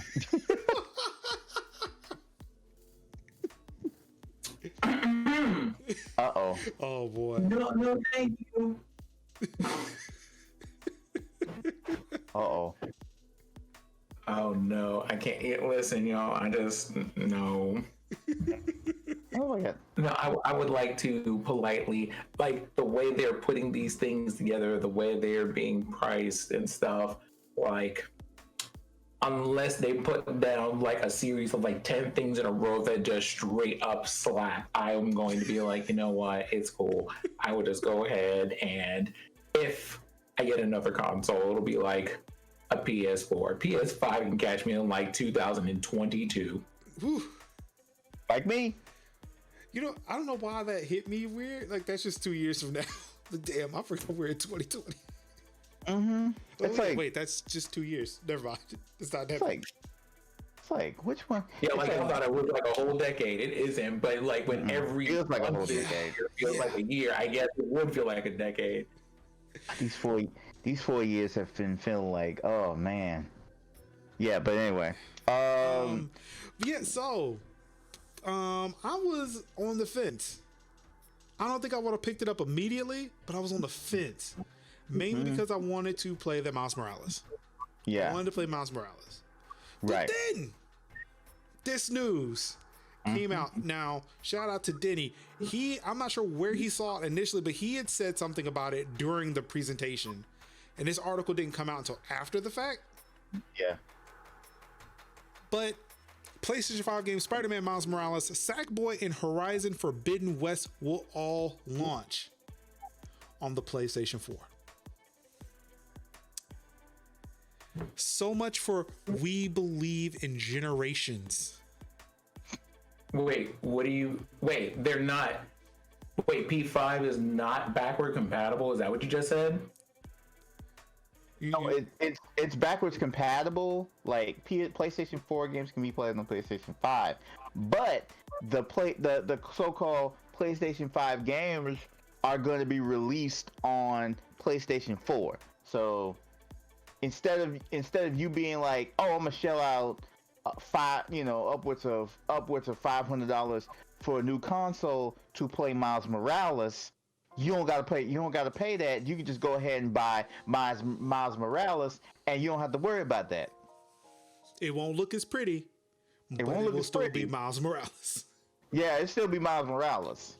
No ray tracing though, but it'll be Miles Morales. It'll be Miles Morales, and you will have saved $500. You heard? You heard? I'm just saying. Yeah, this is coming from the company who said we believe in generations. That Xbox thing of, releasing multiple games on multiple consoles. Like, who does that? No, we believe in generations. Like, we make games that are only going to be playable on the PlayStation 5 on next generation hardware. Oh, but, hey, these 5 games, oh, you could totally play on the PS4. Like absolutely 1000%. Here's my little rant. Here's my little rant. Oh, okay. Because y'all know, I have been like because I'm a Sony guy from like way back. I'm talking about Final Fantasy VII on PS1, Suikoden 2, love them games. Okay, love them games. Harvest Moon: Back to Nature, love that game. Now, PlayStation 1 to PlayStation 2, backwards compatibility. PlayStation 2, play PlayStation 1 games. We were all good with it. We were all fine with it. We were all Gucci with it. PlayStation 3, only the launch ones. You could play them. You could play them, but then you couldn't. But then you could now. And then it was like, oh, the newer models of the PlayStation 3, you can play PS1 games, and then you can play PS1 games on PSN, which was really great if you wanted to play Suikoden 2 and didn't want to pay $200 on eBay to play it. That was great. Then we moved to PlayStation 4, and then all of a sudden Sony was like, yo, you know those games that are loved and beloved by everybody? Yeah, we're not gonna put them on PSN. We're not gonna put them on PSN. We're gonna throw a few PS2 games on there, you know, just to kind of spice it up a little bit. You know, some Dark Cloud 2, whatever. You know, make it look all nice, whatevs, and then bump everything else. And then we're gonna release a classic edition that ain't got a lot of games on it. They ain't got none of the games on it except for like Siphon Filter and Metal Gear Solid and Final Fantasy VII for some reason, and Jumpin' Jack Flash, but not even Legend of Dragoon. You know, Legend of Dragoon, the one RPG, the JRPG that Sony created themselves. It's like imagine like you have like a Sony product and it not be Spider-Man. What's up with that? What are y'all doing? What are y'all doing? And then PlayStation 5, they're like, oh yeah, we're gonna do backwards compatible from 4 to 3. From 4 to 5, because you know why? Because everybody has these big massive PS4 collections and not many games are going to be on to play it, so they want to be able to play those games on their new PS5. You know what people usually do when new consoles come out. And then when I see the Xbox literally has from OG Xbox 360, Xbox One, and now Series, and then Series stuff, and you can be able to play all that stuff. Also, you can be able to play old Halo, new Halo, whatever Halo. Also, with that, it's not even guaranteed how many games from PS4 you're going to be able to play on PS5 at launch. Exactly. It's not even guaranteed. And if I'm not mistaken, again, another thing where, again, somebody fact check me if I'm wrong, all of Xbox One is backwards compatible. All of it. On the Series X. If you want to play Cameo, you can play it. If you want to play Grab by the Ghoulies, you can play that. How? So I'm literally thinking to myself, I'm literally looking at the whole thing and I'm thinking like, I want to play OG Red Dead. And I can play OG Red Dead. And I have OG Red Dead on the PS3, but I can't play it because my PS3 is dead. It died a miraculous death. It saved some orphans. It died in spectacular fashion. But anyway, I can't play. But see, here I am, as a man who owns Game Pass, who is subscribed to Game Pass Ultimate. Yeah, I could buy the console, not buy a game. And have a library instantly. You don't have to buy the game. You don't have to buy one game unless you have to. Hell, you instantly have access to my library. Yeah, I don't want to talk too much about the other thing about Xbox because we're probably going to talk about it in maybe another story of All Access. We're probably going to talk about All Access, so I won't mention it. No, we probably should cover it. I don't think I grabbed that one. We should probably talk about it. So you literally could just be like, you can literally go to Xbox. You can be like, okay, I'm gonna sign up for Xbox All Access. You pay X amount of money for 2 years, depending on which one. I think it's like $25 for the S and $35 for the X. You pay like upwards of $35 and you get like, and it comes, and I'm thinking like, oh, for the console for 2 years, and the price includes Game Pass Ultimate, which is Game Pass and Xbox Live Gold, all for one price for 2 years. And I'm thinking to myself like, if that pretty much closes the gap for me. That pretty much said, and I can be able to play all the old games, all the recent games, and never really, and it's all in one price. And like Sony won't let me, and like why Sony won't let me play Tomba? Like why won't Sony let me play Gran Turismo OG? Why won't it let me play Jet Moto? The games that I loved from my childhood, and they won't let me do it. And I'm like, I can't seem to understand why. Excuse me, did you say Jet Moto? I said Jet Moto. Oh, I said Jet Moto. OG Wipeout. Why? You know what I'm saying? Okay, listen. Why not? You're speaking to me like in the depths of my little Walkman carrying soul back when we discovered for the first time that you could put the video game in the CD player and it would play the entire soundtrack. I'm talking about that. You just like pulled Sin from all the way back out there and you were just like, I mean, he preaching real good right now. That Tekken soundtrack. Oh my god. That's what I'm talking about. Like, why can't we play these old games? Why can't we play these old games? Like when I posted the quick resume thing video in the text chat, in the group chat. They had I think it was like you could switch between like Jedi Fallen Order. It was like he switched from Jedi Fallen Order to Minecraft Dungeons to Skate 3 to Black. And Black was like what? Xbox 360? OG. No, that's OG. That was OG. That's OG. So and then like what was on like the PS2. And then Skate 3 was like 360. With the 360. So they not only switched from an OG Xbox game to a 360 game to a Xbox One game to two Xbox One games. And one of them probably was enhanced for Series X. Yeah, and it was probably enhanced. So I'm thinking to myself like, how is it? And I'm not saying it's got to do that, but how is it that we are now? I can't play. It could be different for the PS5. I don't know, but I can't for the life of me understand that we can't play these old games on these consoles. What I feel about this on so many levels is that it always, and it's unfortunate, and only on like the briefest stuff. Hey Anka, only on the briefest of these social and economic things for a second. We kind of have to talk about like all of this capitalism that's kind of fucking up our gaming experiences, because that's what it comes down to. I would like to remind everyone here that they are literally about to remake the very first of the whole Soulsborne series to put on this whole thing. So if you can do that for titles you've already made, you can do that for any title you've already made. There's literally, like, y'all just remade Final Fantasy VII for fuck's sake. It's not like you couldn't do this for anything else, but you don't. It's not like you couldn't make things backwards compatible. Your company owns all the technology. You could probably figure out how you built it and what it reads.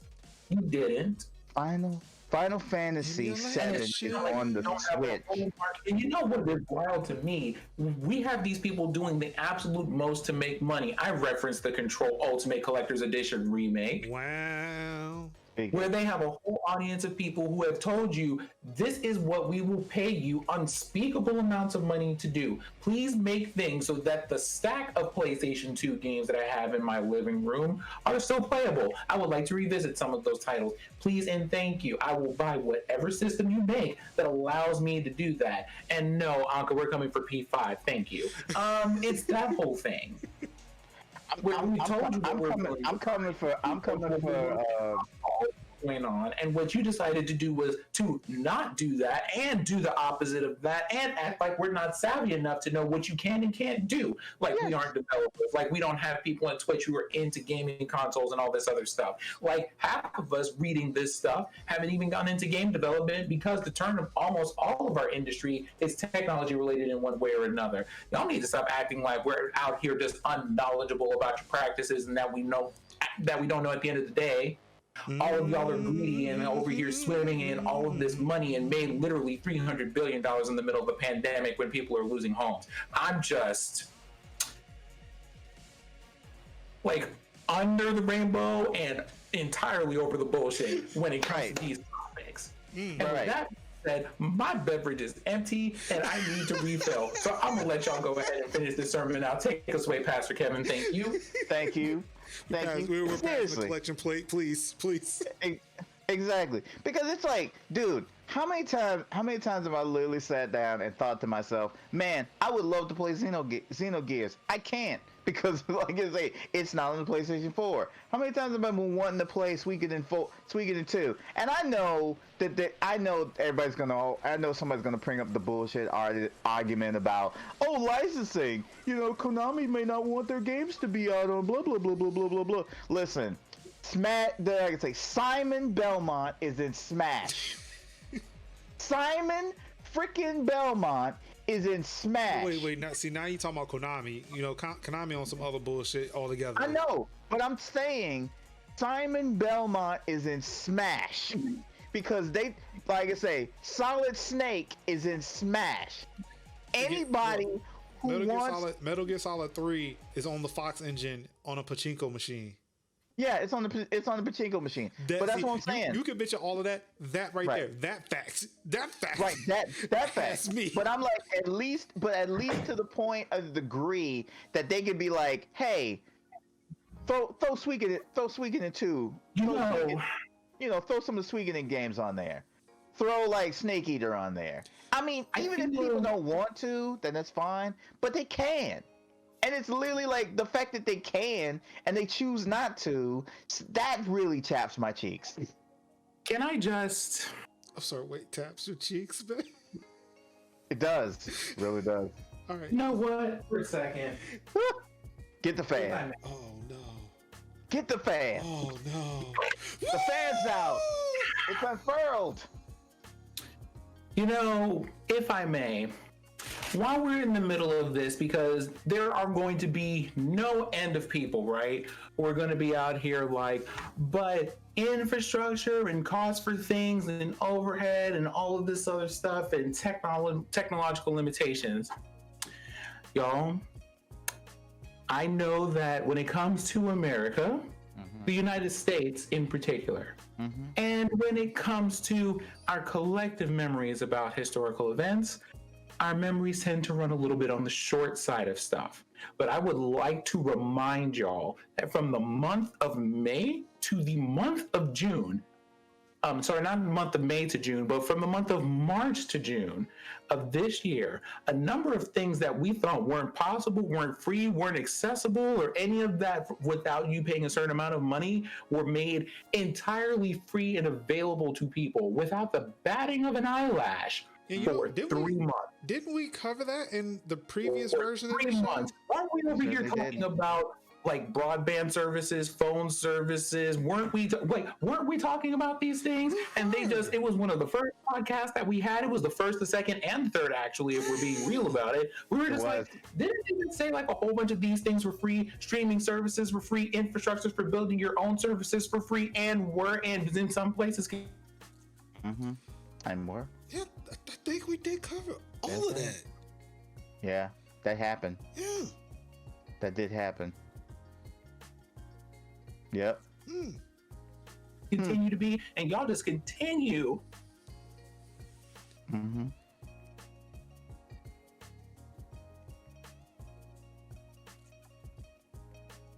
I need y'all to nod, and I need y'all to don't. I'm a close. I'm just gonna say, cause I'm just gonna say for deep down in my side, Nintendo the Nintendo lives and dies on these type of things. They know the nostalgia is strong for these old retro properties, and if I can be able to sit down and play on my Switch Kirby's Adventure on my Switch, I don't think it stands to reason why can't I play some of these old games on a console. Yeah, because I think tomorrow we'll be able to play Mario 64 for the first time in God knows how long. Exactly, because it's like looking forward to that. But think about that. Think about that for a second. Being able to play Mario 64, like Super Mario Sunshine, and Super Mario Sunshine and Super Mario Galaxy, three of the really most awesome 3D Marios, and being able to play these games, and for some reason, like Sony thinks that we just don't want to play. Sony just thinks we just don't want to play PlayStation 1 and PlayStation 2 games, like at all. Yeah, like I would just like to see Bushido Blade again. Do you know how much people cry? How many streams I've seen people crying looking at like the train scene in like Final Fantasy VII Remake because it reminded me to see that scene in a clear thing, and even to just see it again in its old janky pixelated state is still good to see, because people have that nostalgic feeling. They want to be able to show their children and their children's children what these games used to be like and how these games used to act. And if you don't, for whatever reason, decide that you want to like not make these games, like the reason why people were so hype about Ratchet and Clank is because of the times when we were kids,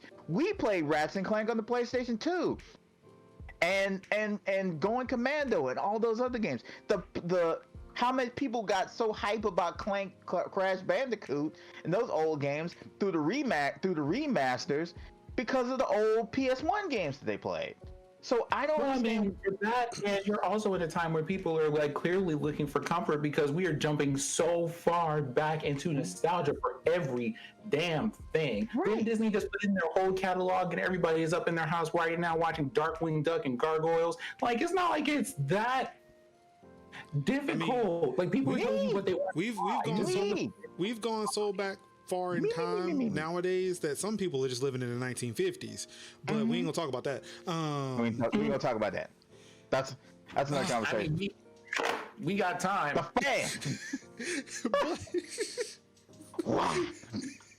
But yeah, but yeah, it's just like these like how like my favorite part of Uncharted 4 was just Nathan and Elaine playing Crash Bandicoot, you know, and it was like I'm playing a game in a game, and for Sony to be like, yeah, that's cool, yeah, no, you're not playing that, no, and I'm like, dude, come on, bro, you don't know your audience, and that's my big thing.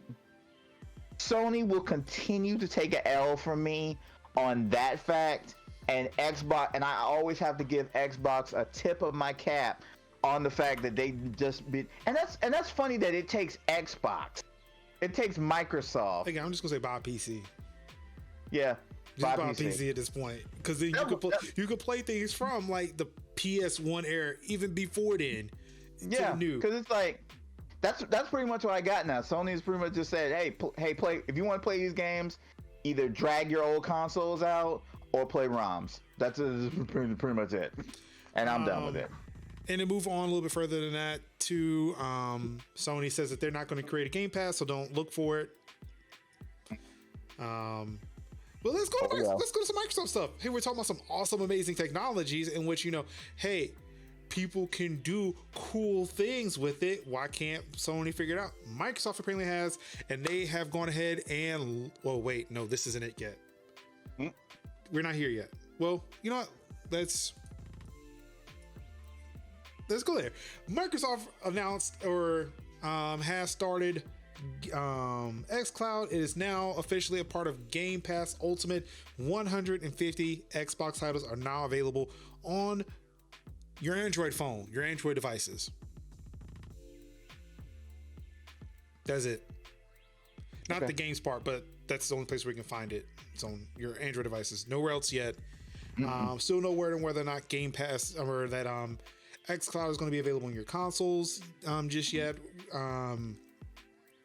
They announced that it will not be on Android TV. It's not going to be on on Chromebooks just yet. But you can get it on your Android devices, which now brings me to the shit's got me mad because I feel like I bet on the wrong fucking horse. Microsoft criticizes Apple's new App Store rules for streaming game services as bad experience for customers. Of course, if you have not been following now, I will admit, yes, I do own a whole bunch of Apple products. I do like Apple as a company. However, it does not mean I cannot be critical of said company. Meaning, I cannot play xCloud on my phone. I played Halo on my iPad and on my phone when it was in beta, but then they took that away from me. Essentially, Apple has come back and they said that, hey, you can have your game streaming service if you list every game on your service in the App Store, and you could download the game on the App Store, which was their sly way of saying, look, it's not us. We gave them an ability to do so. But hey, if you can't put Halo Infinite on in the App Store, there's nothing we could do for you. Fuck you, Apple. So say that. It's spicy. Fuck you, Apple. And also, I'm not necessarily on Epic's side of that Epic fight, but I will say that oh hell no.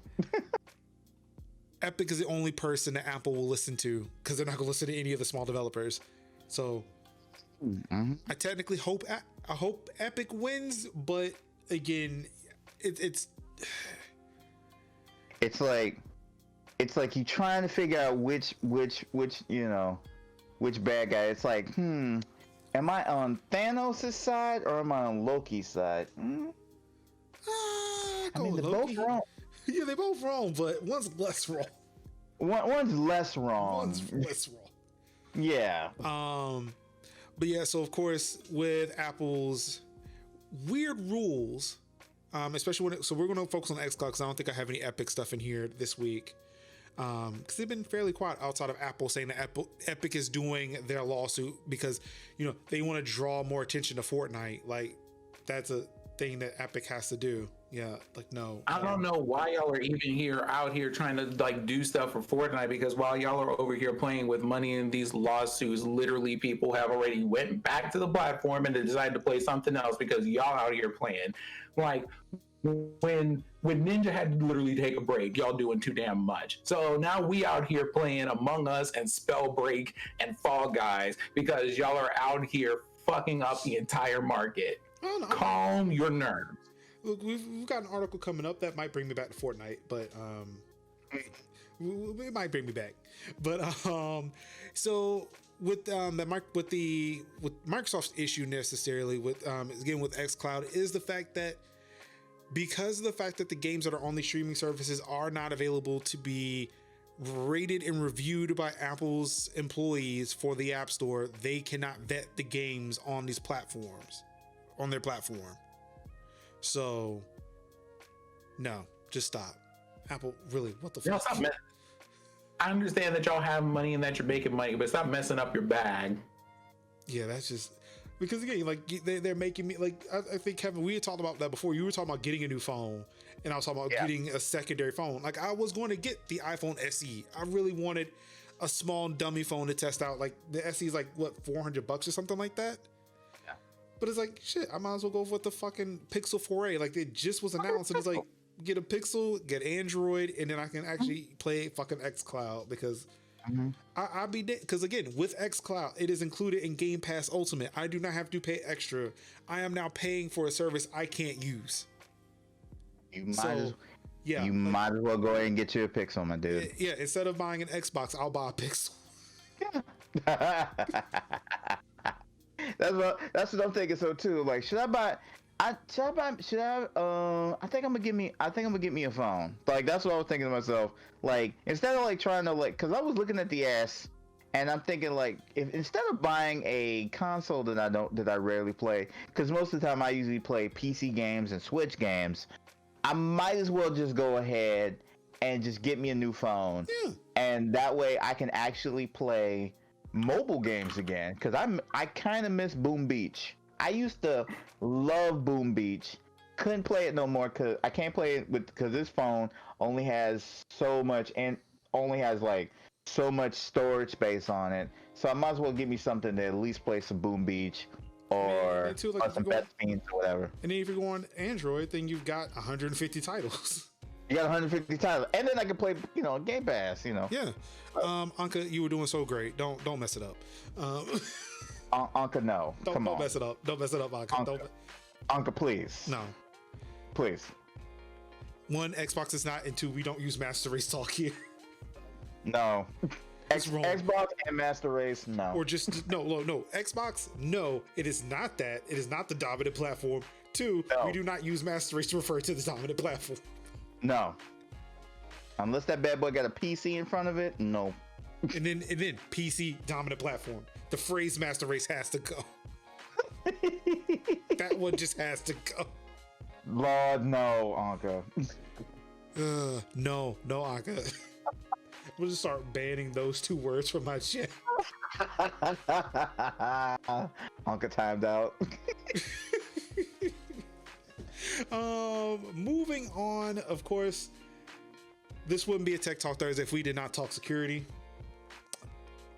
Razer accidentally leaked personal information of over 100,000 accounts. If you needed another reason not to like Razer outside of, supporting, very problematic people on the internet.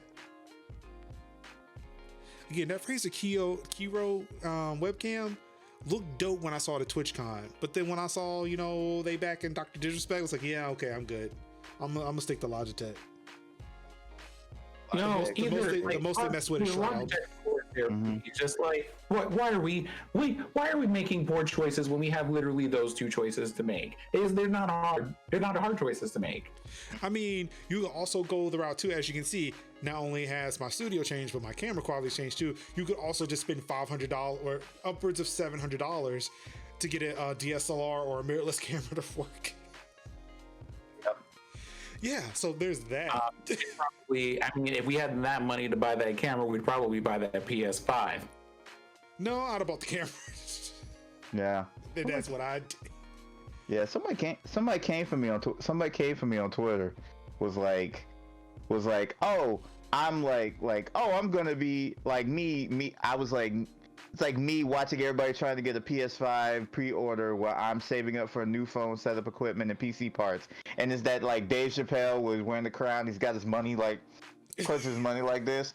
And so somebody came up to me and was like, one of them parts is probably his parts is more expensive than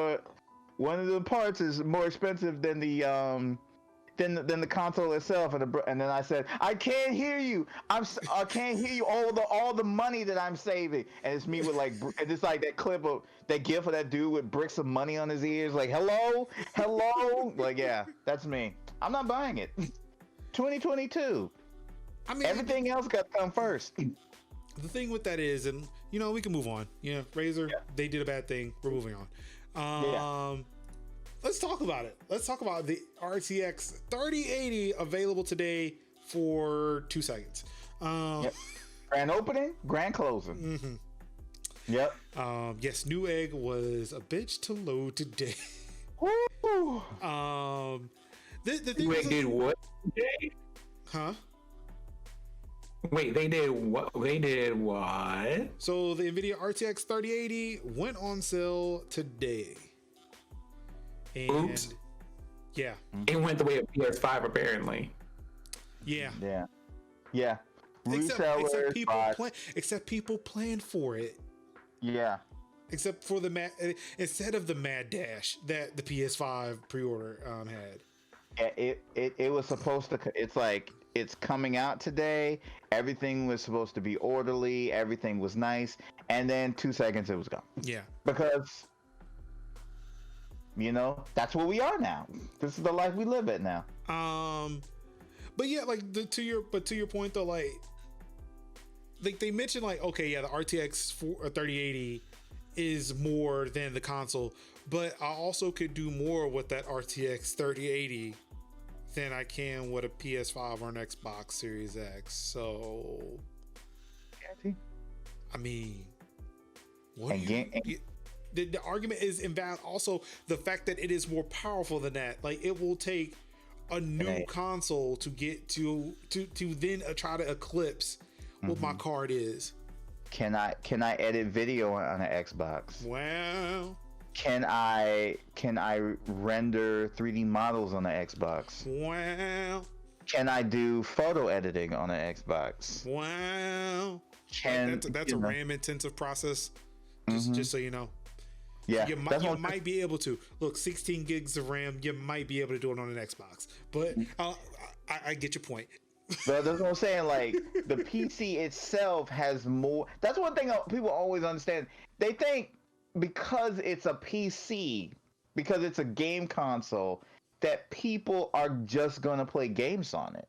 And I'm like, no, that is not true. And because sometimes people just want to have a PC, and that's okay.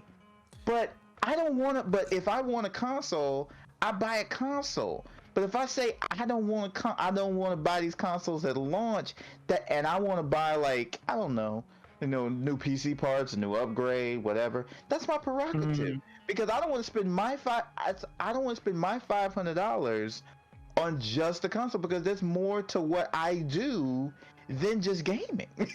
Like, and the thing is, like, so, in the academic front, like with my new job, like, again, I've seen things that I thought I'd never see. I've had on my desk several 2080 Ti's. Ooh. Granted, they're pretty much worthless now, but before last week, we're talking about $1,200 cards. I've held them in my hand. I've moved them around. It's been great, but I've not used them to play video games with. There are people in universities who are using these things for actual real world applications, simulations, like they're doing things with AI and machine learning. And that's why these cards cost so much, because they do more than just play video games. They render things in real time.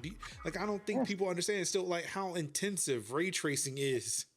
If like I said, if you do like any kind of movies, or you do like any type of animation, live streaming. That's content what I'm creation. invented.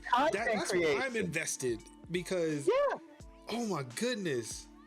Like, do you not know that, do you talk about like how, like, people make content, like I say, what would I look like buying this like awesome, majorly wonderful console, and then and then as a content creator, and what am I gonna capture it on? So it would make sense to have something that is good as a good platform to do that thing on, as opposed to, what. So I understand people like, oh, well, people don't need, big flashy setups, and again, people don't do that. People don't need big flashy systems. Mine is probably going to be a bit modest, 3070, sure, whatever. 8-core processor, 37, 16 gigs. Probably be, probably nice. But I would never knock nobody for buying a 3080, Remember, the 3070 is more powerful than the 2080 Ti. And that's what Nvidia says. $1,200 cards. That's what Nvidia says, and I'm literally thinking to myself, like, even if that was true, I wouldn't have said that. Because you literally just would have been like, I wouldn't have said that, though. I mean, even if I knew that in my heart of hearts and soul of soul, I wouldn't have said that, because then you'd have made everybody mad talking about, wait a minute, but see, that's the thing. So I can't fault Nvidia for that, because if people really cared, they would have done the research and listen to the people who are in the know. Say, hey, don't buy a fucking graphics card right now. Don't do it. But no, they didn't. So I'm not. I cannot feel but so sympathetic for those who didn't do enough due diligence. Yeah. But yeah, if you can, hey, 3080 is out there. If you can find one, go ahead. I know I'm going to be upgrading. It looks like it's going to be a Christmas present for me though, not something immediate like I wanted it. But I'm shooting for like spring 2021 for the upgrades. That's what I'm hoping for. Fingers crossed. Fingers crossed, everybody. And in sad Nintendo news today. Oh, Nintendo. The 3DS has been officially discontinued. Nintendo is a one console system. Somebody play Sarah McLachlan in the background. Not on the stream. Hold on. Let me. Oh, there it is. There it is. I thought he was playing something. We were showing his 3DS. Yeah. That was too loud. My bad. Sorry about that, everybody. I mean, if y'all want to see what I have in here, I have a game in here. What game do I have in here? I miss mine. Mine blew up. Well, I mean, like not like fiery blew up, but the battery like expanded and popped it open. So yeah, so technically it blew up. So yeah, whose game is that? It's playing there, Sam. That's Pokemon Moon. Oh, okay. So one of our this was for everybody. Yesterday. This console, this one is the first handheld console I have owned since I owned a Game Boy back in the early 90s. I hadn't had another handheld anything until I got this one specifically to play Pokemon Sun and Pokemon Moon. So I got, my friend went to the store with me and we bought this, but it came without a charger. They had an extra. I remember that. Yeah, that was that BS Nintendo did, where it was like they assumed everybody had like a DSi, and it was a new 3DS. They thought I was upgrading from the 3DS to the new 3DS. So it was like, well, why would we include a charger? Yep. Yeah, I remember some weird shit with Nintendo or GameStop for that. I took Sun and they took Moon. You hate to see him go, but I still have one. Right. From what I hear, these things are tanks too, so it'll last for a bit. I hope. Yeah. All OG like the handheld quality, the build quality has always been the best. That's what I love about Nintendo. That's what I always love about Nintendo handhelds. The build quality is like chef's kiss, superb. Like I cannot tell you how many times my OG Game Boy has fallen down brick stairs and landed 3 times down. It was literally a brick itself, and how many times I've scratched up my Game Boy SP, which was by far one of the greatest handhelds I ever owned because it was backlit, and it was like backlit, and it had the clamshell design where you could just literally just slip it in your pocket. I wish I had it with me. I wish I had it around, like close by to show you, because it was like literally one of my most favorite ones. I always had like a pocket full of cartridges, and like trips to grandma's house was always lit. And so I love that damn thing. But yeah, the quality of like Nintendo handhelds is excellent. Is yeah. like excellent. And I'm just sad that it's been officially discontinued because I felt like they should have kept a few hanging around. Because part of me is like, if it was not for the Switch, I probably would have still continued to own one. Like, I probably would have rebought one. I probably would have bought another one, after my other one blew up. And and it's sad because I won't be able to play those awesome 3DS games I love so much, like Animal Crossing New Leaf, and yeah, it's good time. It's good times. Yeah, like I think I bought the 3DS. That was mine. That was my first Nintendo handheld since the Game Boy Color. First one I ever bought with my own money. Picked it up for Animal Crossing, and just like the new Animal Crossing, lost interest in it almost immediately. But that's where I fostered my love for Fire Emblem. Mm-hmm. And boy, man, Fire Emblem. Fire Emblem's so good. I haven't played Three Houses yet, but that's on the list. Yeah, I finished all Three Houses. I need to go and play that the DLC. Like, I bought the DLC and have not played it. Yeah, so eventually I'm gonna go back and finish that. But yeah, 3DS 9 years. I guess that means when I get another handheld, I'll just have to get Animal Crossing too. It's fine. Yeah, go and get Animal Crossing. Yeah, go ahead. But yes, after 9 years and 75 million units sold, wow, Nintendo has officially killed off the 3DS, leaving the Switch the only console out there for Nintendo. Well, I mean, they are putting out the Game & Watch too, so. Yeah, I'm gonna tell you something. Switch is it. Like, Switch is it. Like, I'm not saying this iteration of the Switch is it, because they're probably gonna have like different variations of Switches, because of course they are.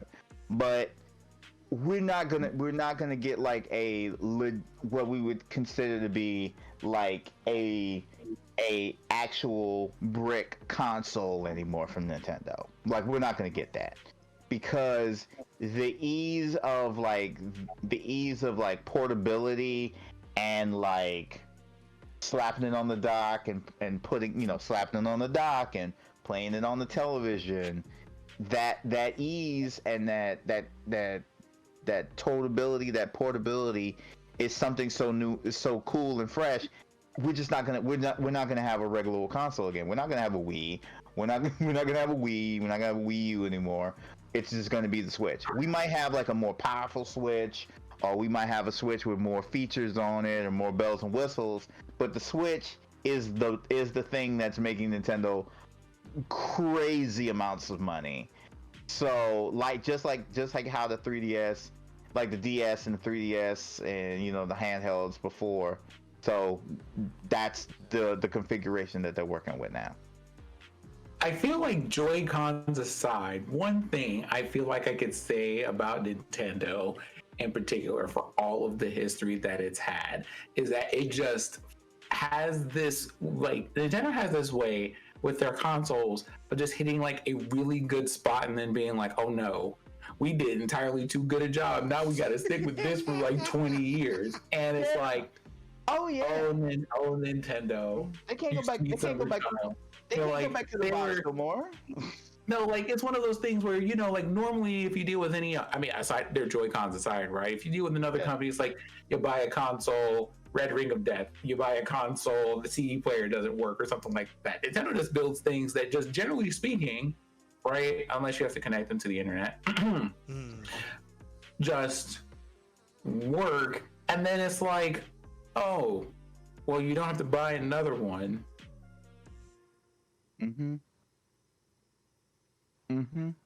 I guess we're gonna have to make quality titles, because it's not like you're gonna have to buy another console for like another 8 years. Yep. Yep. Like, how long did we have DSs before they were just like, okay, I guess we're gonna have to stop making these? Yeah, pretty much. Because you're not gonna have a box anymore. You're not gonna have a box anymore. You're gonna have something that's just gonna sit on a desk, and I mean, it might change. Like the form might change. You know, it might be a little different, but it's still gonna be this. This is it. This is it right here. This ain't changed. Honestly, it's pretty good. Yeah, it's a good thing. It's a great thing. And now that Nvidia owns ARM, you know, we can probably get better processors in there. And facts. Yeah. Moving on to streaming news. I actually had a pretty happy story, but then we were running long, and so I got rid of it and put the bad one on here instead. Oh. And apparently, when we talked about this one bad story, I forgot another one because nobody was writing articles about that one. But we're going to cover both of them. So the one I do have an article for, Twitch announces and it quickly walks back on stereotypical emotes for Latin. Hold on, let me make sure I get it right. Hispanic Heritage Month. Mm-hmm. When I tell you. I feel like another demonstration is in order. So, please. We're going to have a brief one. Okay? A brief one. He done took off the hat. He took the hat off. He took the hat off. First the fan, then the hat. Uh-oh. Uh-oh. We've grabbed something from the wall. Oh. Oh, no. Oh. You know, listen, okay? You know where I got this hat? I got this hat while I was on a cruise with my family, and we went literally to the coast of Mexico. Do you have any idea how many other Spanish-speaking places in the world there are? Like, you can't take a thing and say, hey, we're going to celebrate all of his, of kind of Latino heritage across the globe by referencing a section of it that's like this big. Like, that's like saying every black person lives in Africa. That's not how any of this works. That's not any how any of this works. No. Like, any of this also, works. You gave these people a hat, a pair of maracas, and the guitar. Like, did you just want to throw a taco in there while we were here? Because I'm also like, why would you do this? Next time, literally talk to like 2 other people, maybe. Like if you're going to do like heritage months for people, talk to people with literally that heritage and such about these things and how they might want to be represented with some of this stuff. Maybe that would be a good idea, because like y'all can't keep doing this mess. And that isn't even to talk about the other bit of tea that I had that isn't on this sheet. So let me go put this hat back. And while you do that, let me see if I can find it. Let's see if you can find it, because man, oh man. Oh, so The Verge. The Verge.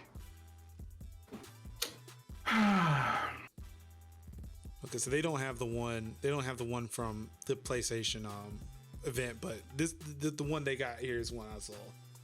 Yeah. Before we go any further, I'm gonna see if I can just play this here. So it's a guy, streaming. Looks like he's playing a Souls game. Doing great. Look at it, just ducking and weaving, dodging and dipping and dodging, diving.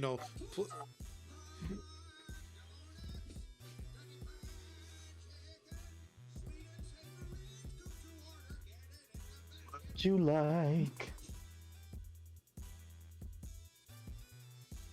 Missed his victory to look at the Luther of the KFC's version of the Luther. Mm-hmm. Is this a thing? Before we go any further, I actually do want to. I want to address this. Is this a thing? Does KFC actually sell this? A thing. Yeah, it's actually a thing. KFC does sell that. Yeah. The fuck.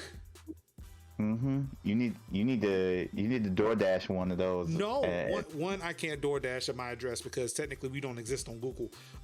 Which depending on who you ask, maybe a good or a bad thing.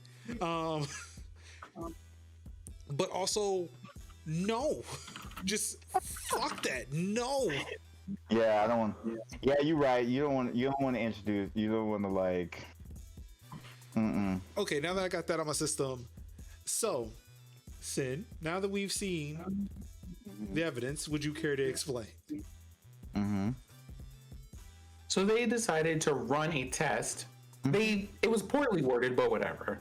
They decided to run a little test with things where they wanted to put ads in the middle of someone's stream or whatever. Right. Just to see how that would work. Because once again, this whole, this whole capitalistic setup or whatever got us fucked up. Right? That's whatever.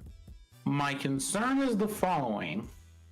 Your whole platform is predicated on the concept of live entertainment that people can watch.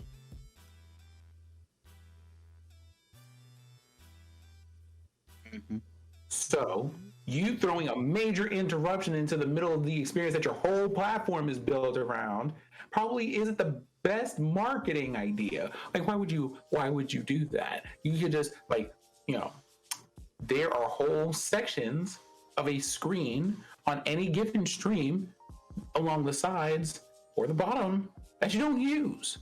Add them there. Or say, hey, we're going to put a strip of advertisements here and it's going to be this long. Or, you could do a throwback to a thing you used to do and just go, hey, ads only appear for people if they don't sub. Because that's the other thing too. People who are sub can see these ads. Like, if people are already throwing money at your platform, maybe don't.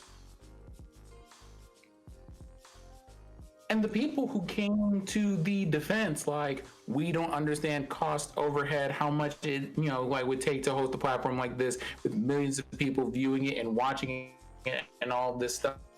Like, y'all, can I just tell you, they're not paying your bills. Like, the people who are making these comments are people who are just like, yo, we have like a CCV of 20 at most on Saturday mornings. Like, relax.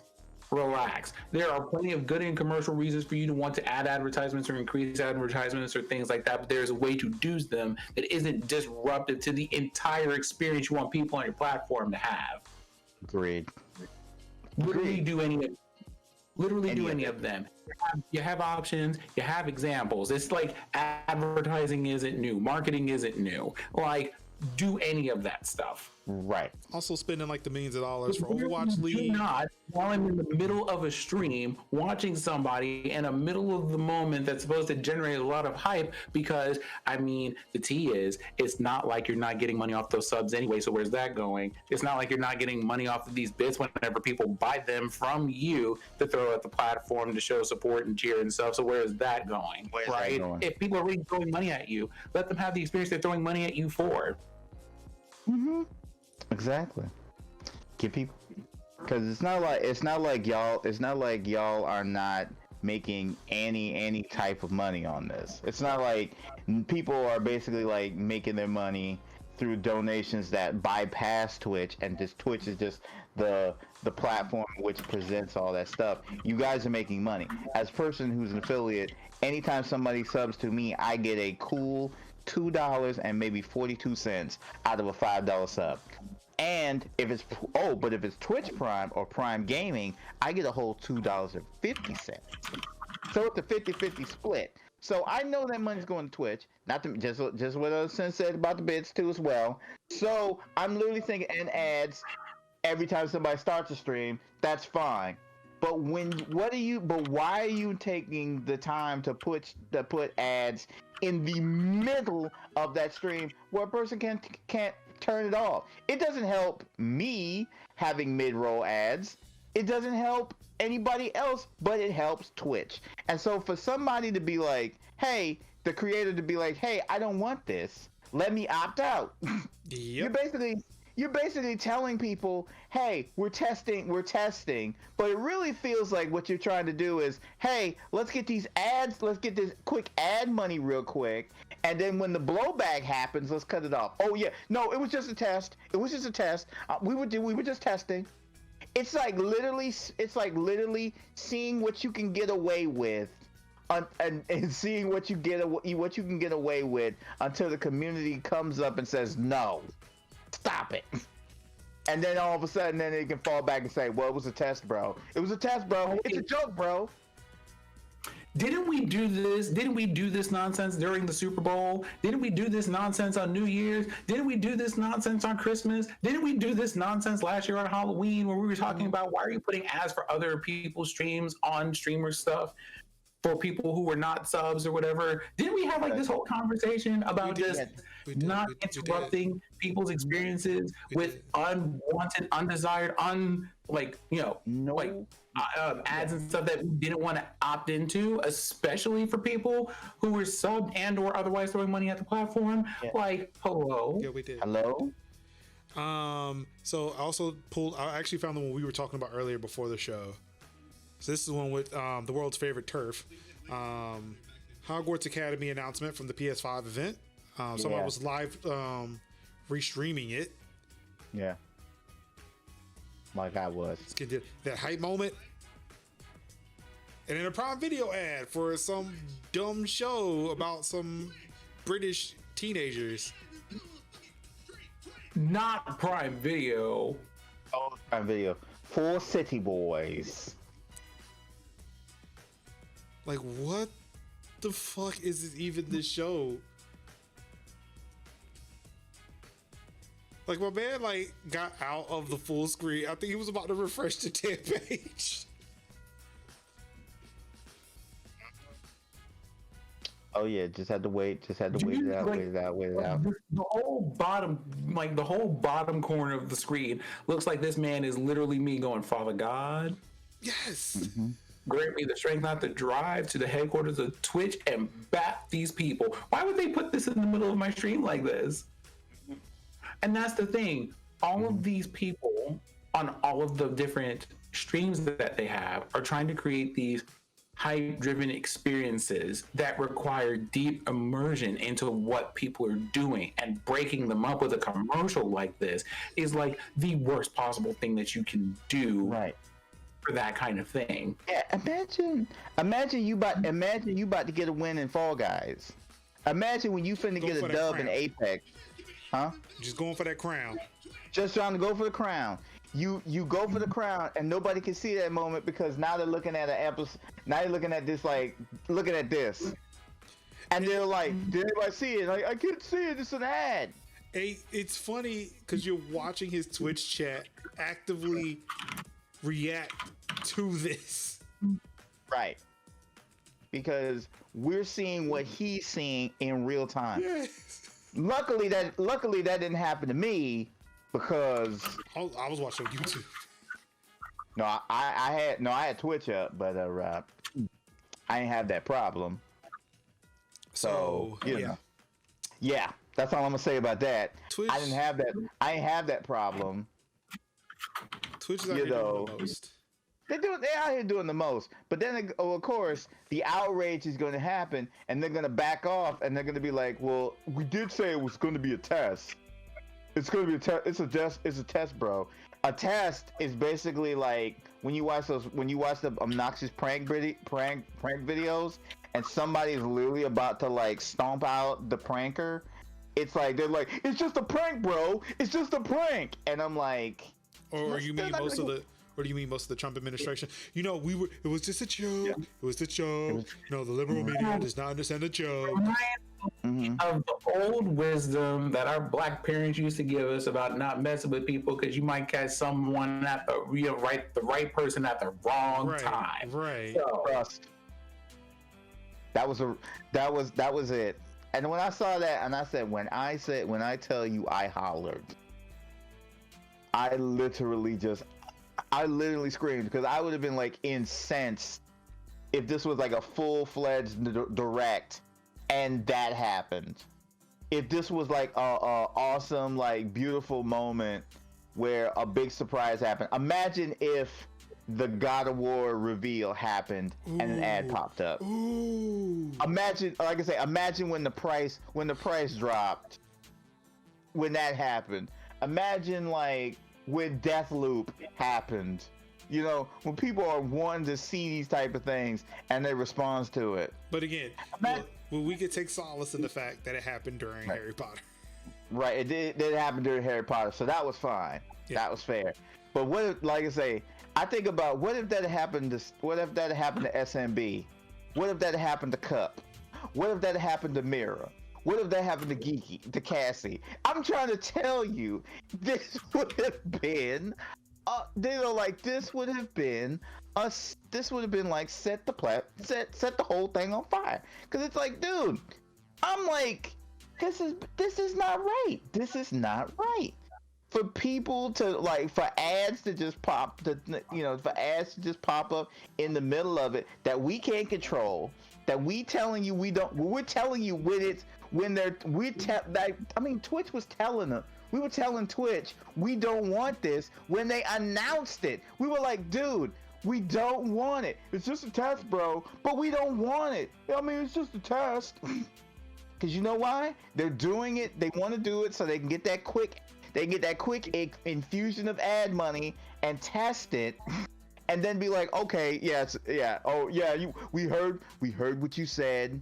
It's only a test. We're not going to implement it. And now they're sitting on bags of nice ad money.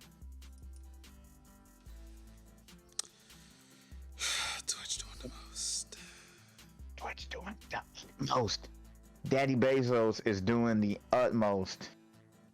Daddy Bezos is gonna have. Can I just say this? It's probably you know what? I feel like honestly, it's not even him. You know, it's one of those things where it's almost like I make too much money to be concerned about whether people below me are being responsible. Yeah. Just don't just let me not have to be involved. Like don't have the press come for me. Right. Yeah. Right? Don't make Daddy Bezos come down there. If I don't have to come down there, y'all are good. Yeah. Right. This is just everybody else trying to get their little money in the type of way. Daddy Bezos just like, I got mine. I got mine. I just want to make sure that my money is secure. Yeah. Just keep my bag up, you know. He been good during this pandemic, so he don't give a shit. Yeah, he's been fine. About to hit the trillion maybe. All right, so this is part of the show where again, your local IT professionals would like to remind you, keep your shit updated. Mm-hmm. Of course, the big updates this week are iOS 14, iPadOS 14, watchOS 7, tvOS 14. They were all released yesterday. Please, well, I don't know. For this one, take it with a grain of salt. Right. Take it with a grain of salt.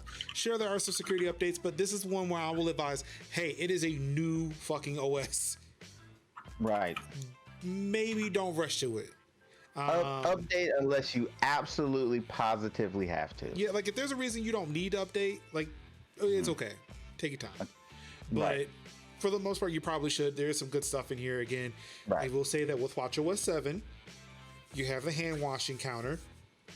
Big fan of that. With iOS 14, they've got the new app drawer stuff, kind of help you organize your phone. iPadOS 14, they've got Scribble, so you can, write almost anywhere where you would normally type, and it would be able to do your handwriting recognition.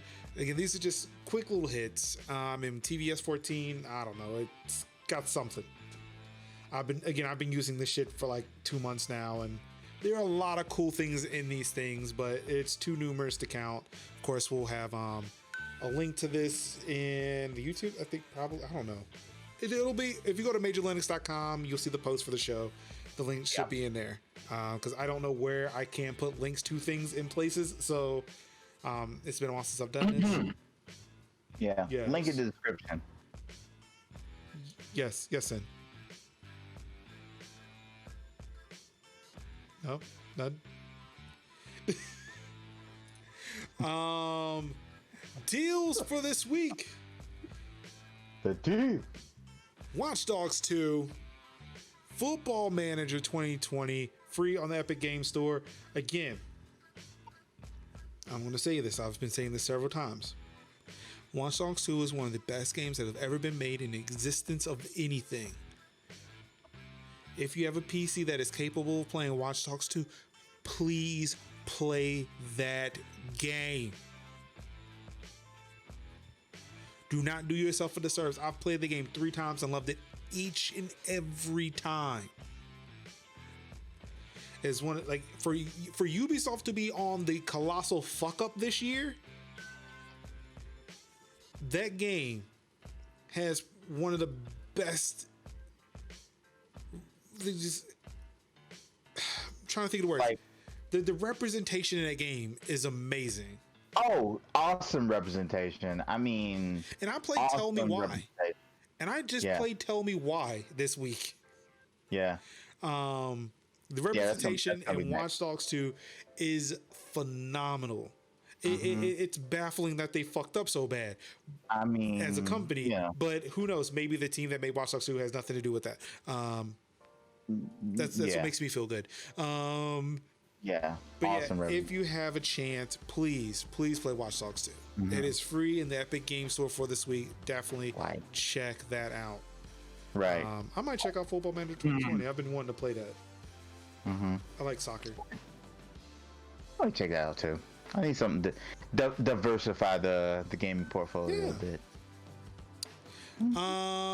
Also, Rocket League is going free to play on September 23rd. So next week, anybody who is everybody can play Rocket League for free on any platform, and it is cross-platform. And if I'm not mistaken, it is going to be going to the PS5 and Xbox Series S and X. So, that's a given. Yeah. Again, a game where you want to play with people. It's free. Play with everybody and anybody. It's the whole thing. Have at it. Yeah. Ladies and gentlemen, we made it. We made it to the end. Surprisingly less than 3 hours. I thought this was going to be a 3-hour show. Yep. I thought the PlayStation 5 stuff was going to be at least an hour. Yeah, surprisingly. But we made it through. I mean, I did cut out some articles, but you know. We got through that. We cut through some articles. We gained some articles. Oh yeah, we did. This is everybody's friendly reminder once again from your resident tech friends. Oh yes. And co. Oh yeah. 2-factor your stuff. Back up your stuff. Yep. 2-factor. Update your stuff.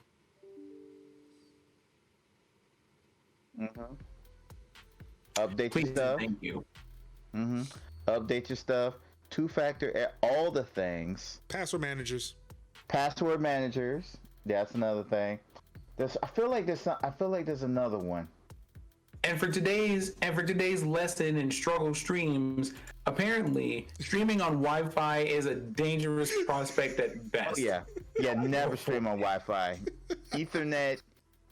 That what I always love doing is I always at the end of my streams I always have like a list of things what people need to do for the day, and I always say like wash your hands and your legs, drink plenty of water, eat some good food, get some exercise, get some sunlight all up in your skin, 6 feet to social distance, and wear a mask when you go out in public. Be safe and mind your business. That's another thing I always say.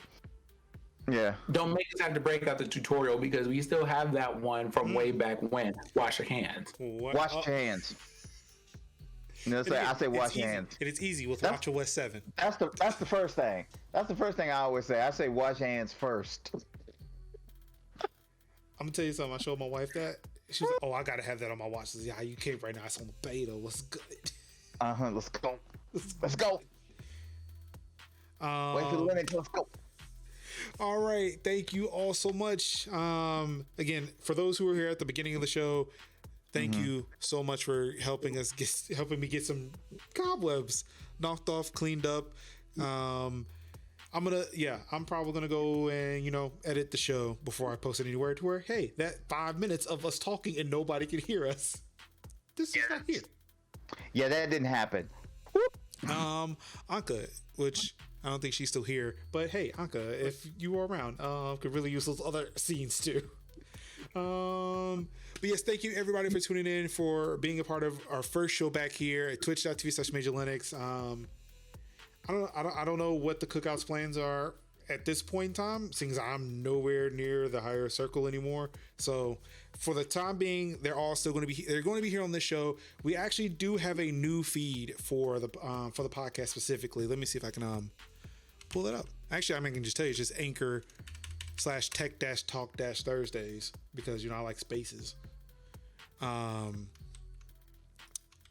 yeah, you can find us there, so you can sub to us. Currently, we are on Spotify, Pocket Cast, Anchor, and Radio Public. I imagine as, you know, time goes on, we'll probably appear on iTunes or Apple Podcasts, Google Podcasts. Yeah. But at least we're on Spotify. Yeah, everybody's on Spotify, right? Yeah, everybody's on Spotify. Yeah, everybody's on Spotify. I use YouTube Music. Except for Joe Budden, and we're not going to talk about that. But yeah, we win because we're on Spotify. So yeah, definitely check us out, anchor.fm/tech-talk-Thursdays. You can find the videos over at youtube.com/Major Linux. There'll be a special playlist for these episodes. And I don't think I can they're not playlists or something for Twitch. So I'll make sure they're highlighted at least so that we can find them. You can find the episodes there. We can do this as a highlight. Yeah. We upload. And of course, MajorLinux.com. Again, I'll make sure I put some stuff up to where you can easily find them there on MajorLinux.com as well. Yeah, so thank you everybody for tuning in to the first episode back of Tech Talk Thursdays. Thank you, Kev. Thank you, Sin, for joining me for this one. Really do appreciate it. Sin, I hope you get to enjoy your ice cream. Not sure if you got into that or not. But of course, we'll see you next Thursday for another. So, of course, you guys could have been anywhere in the world, watching any stream in the world. You could have been playing the games. Just you could have been reading this tech news by yourself, but you chose to chill with us and let us read it to you and just discuss it in detail, because that's what we love to do. And we appreciate you for that. But of course, all I've got left to say to you wonderful people out there is I love you and peace out. Now, with no end scene, I guess I have to just stop the stream by itself. Now, where do I do that at? Oh, there it is. Bye. Bye.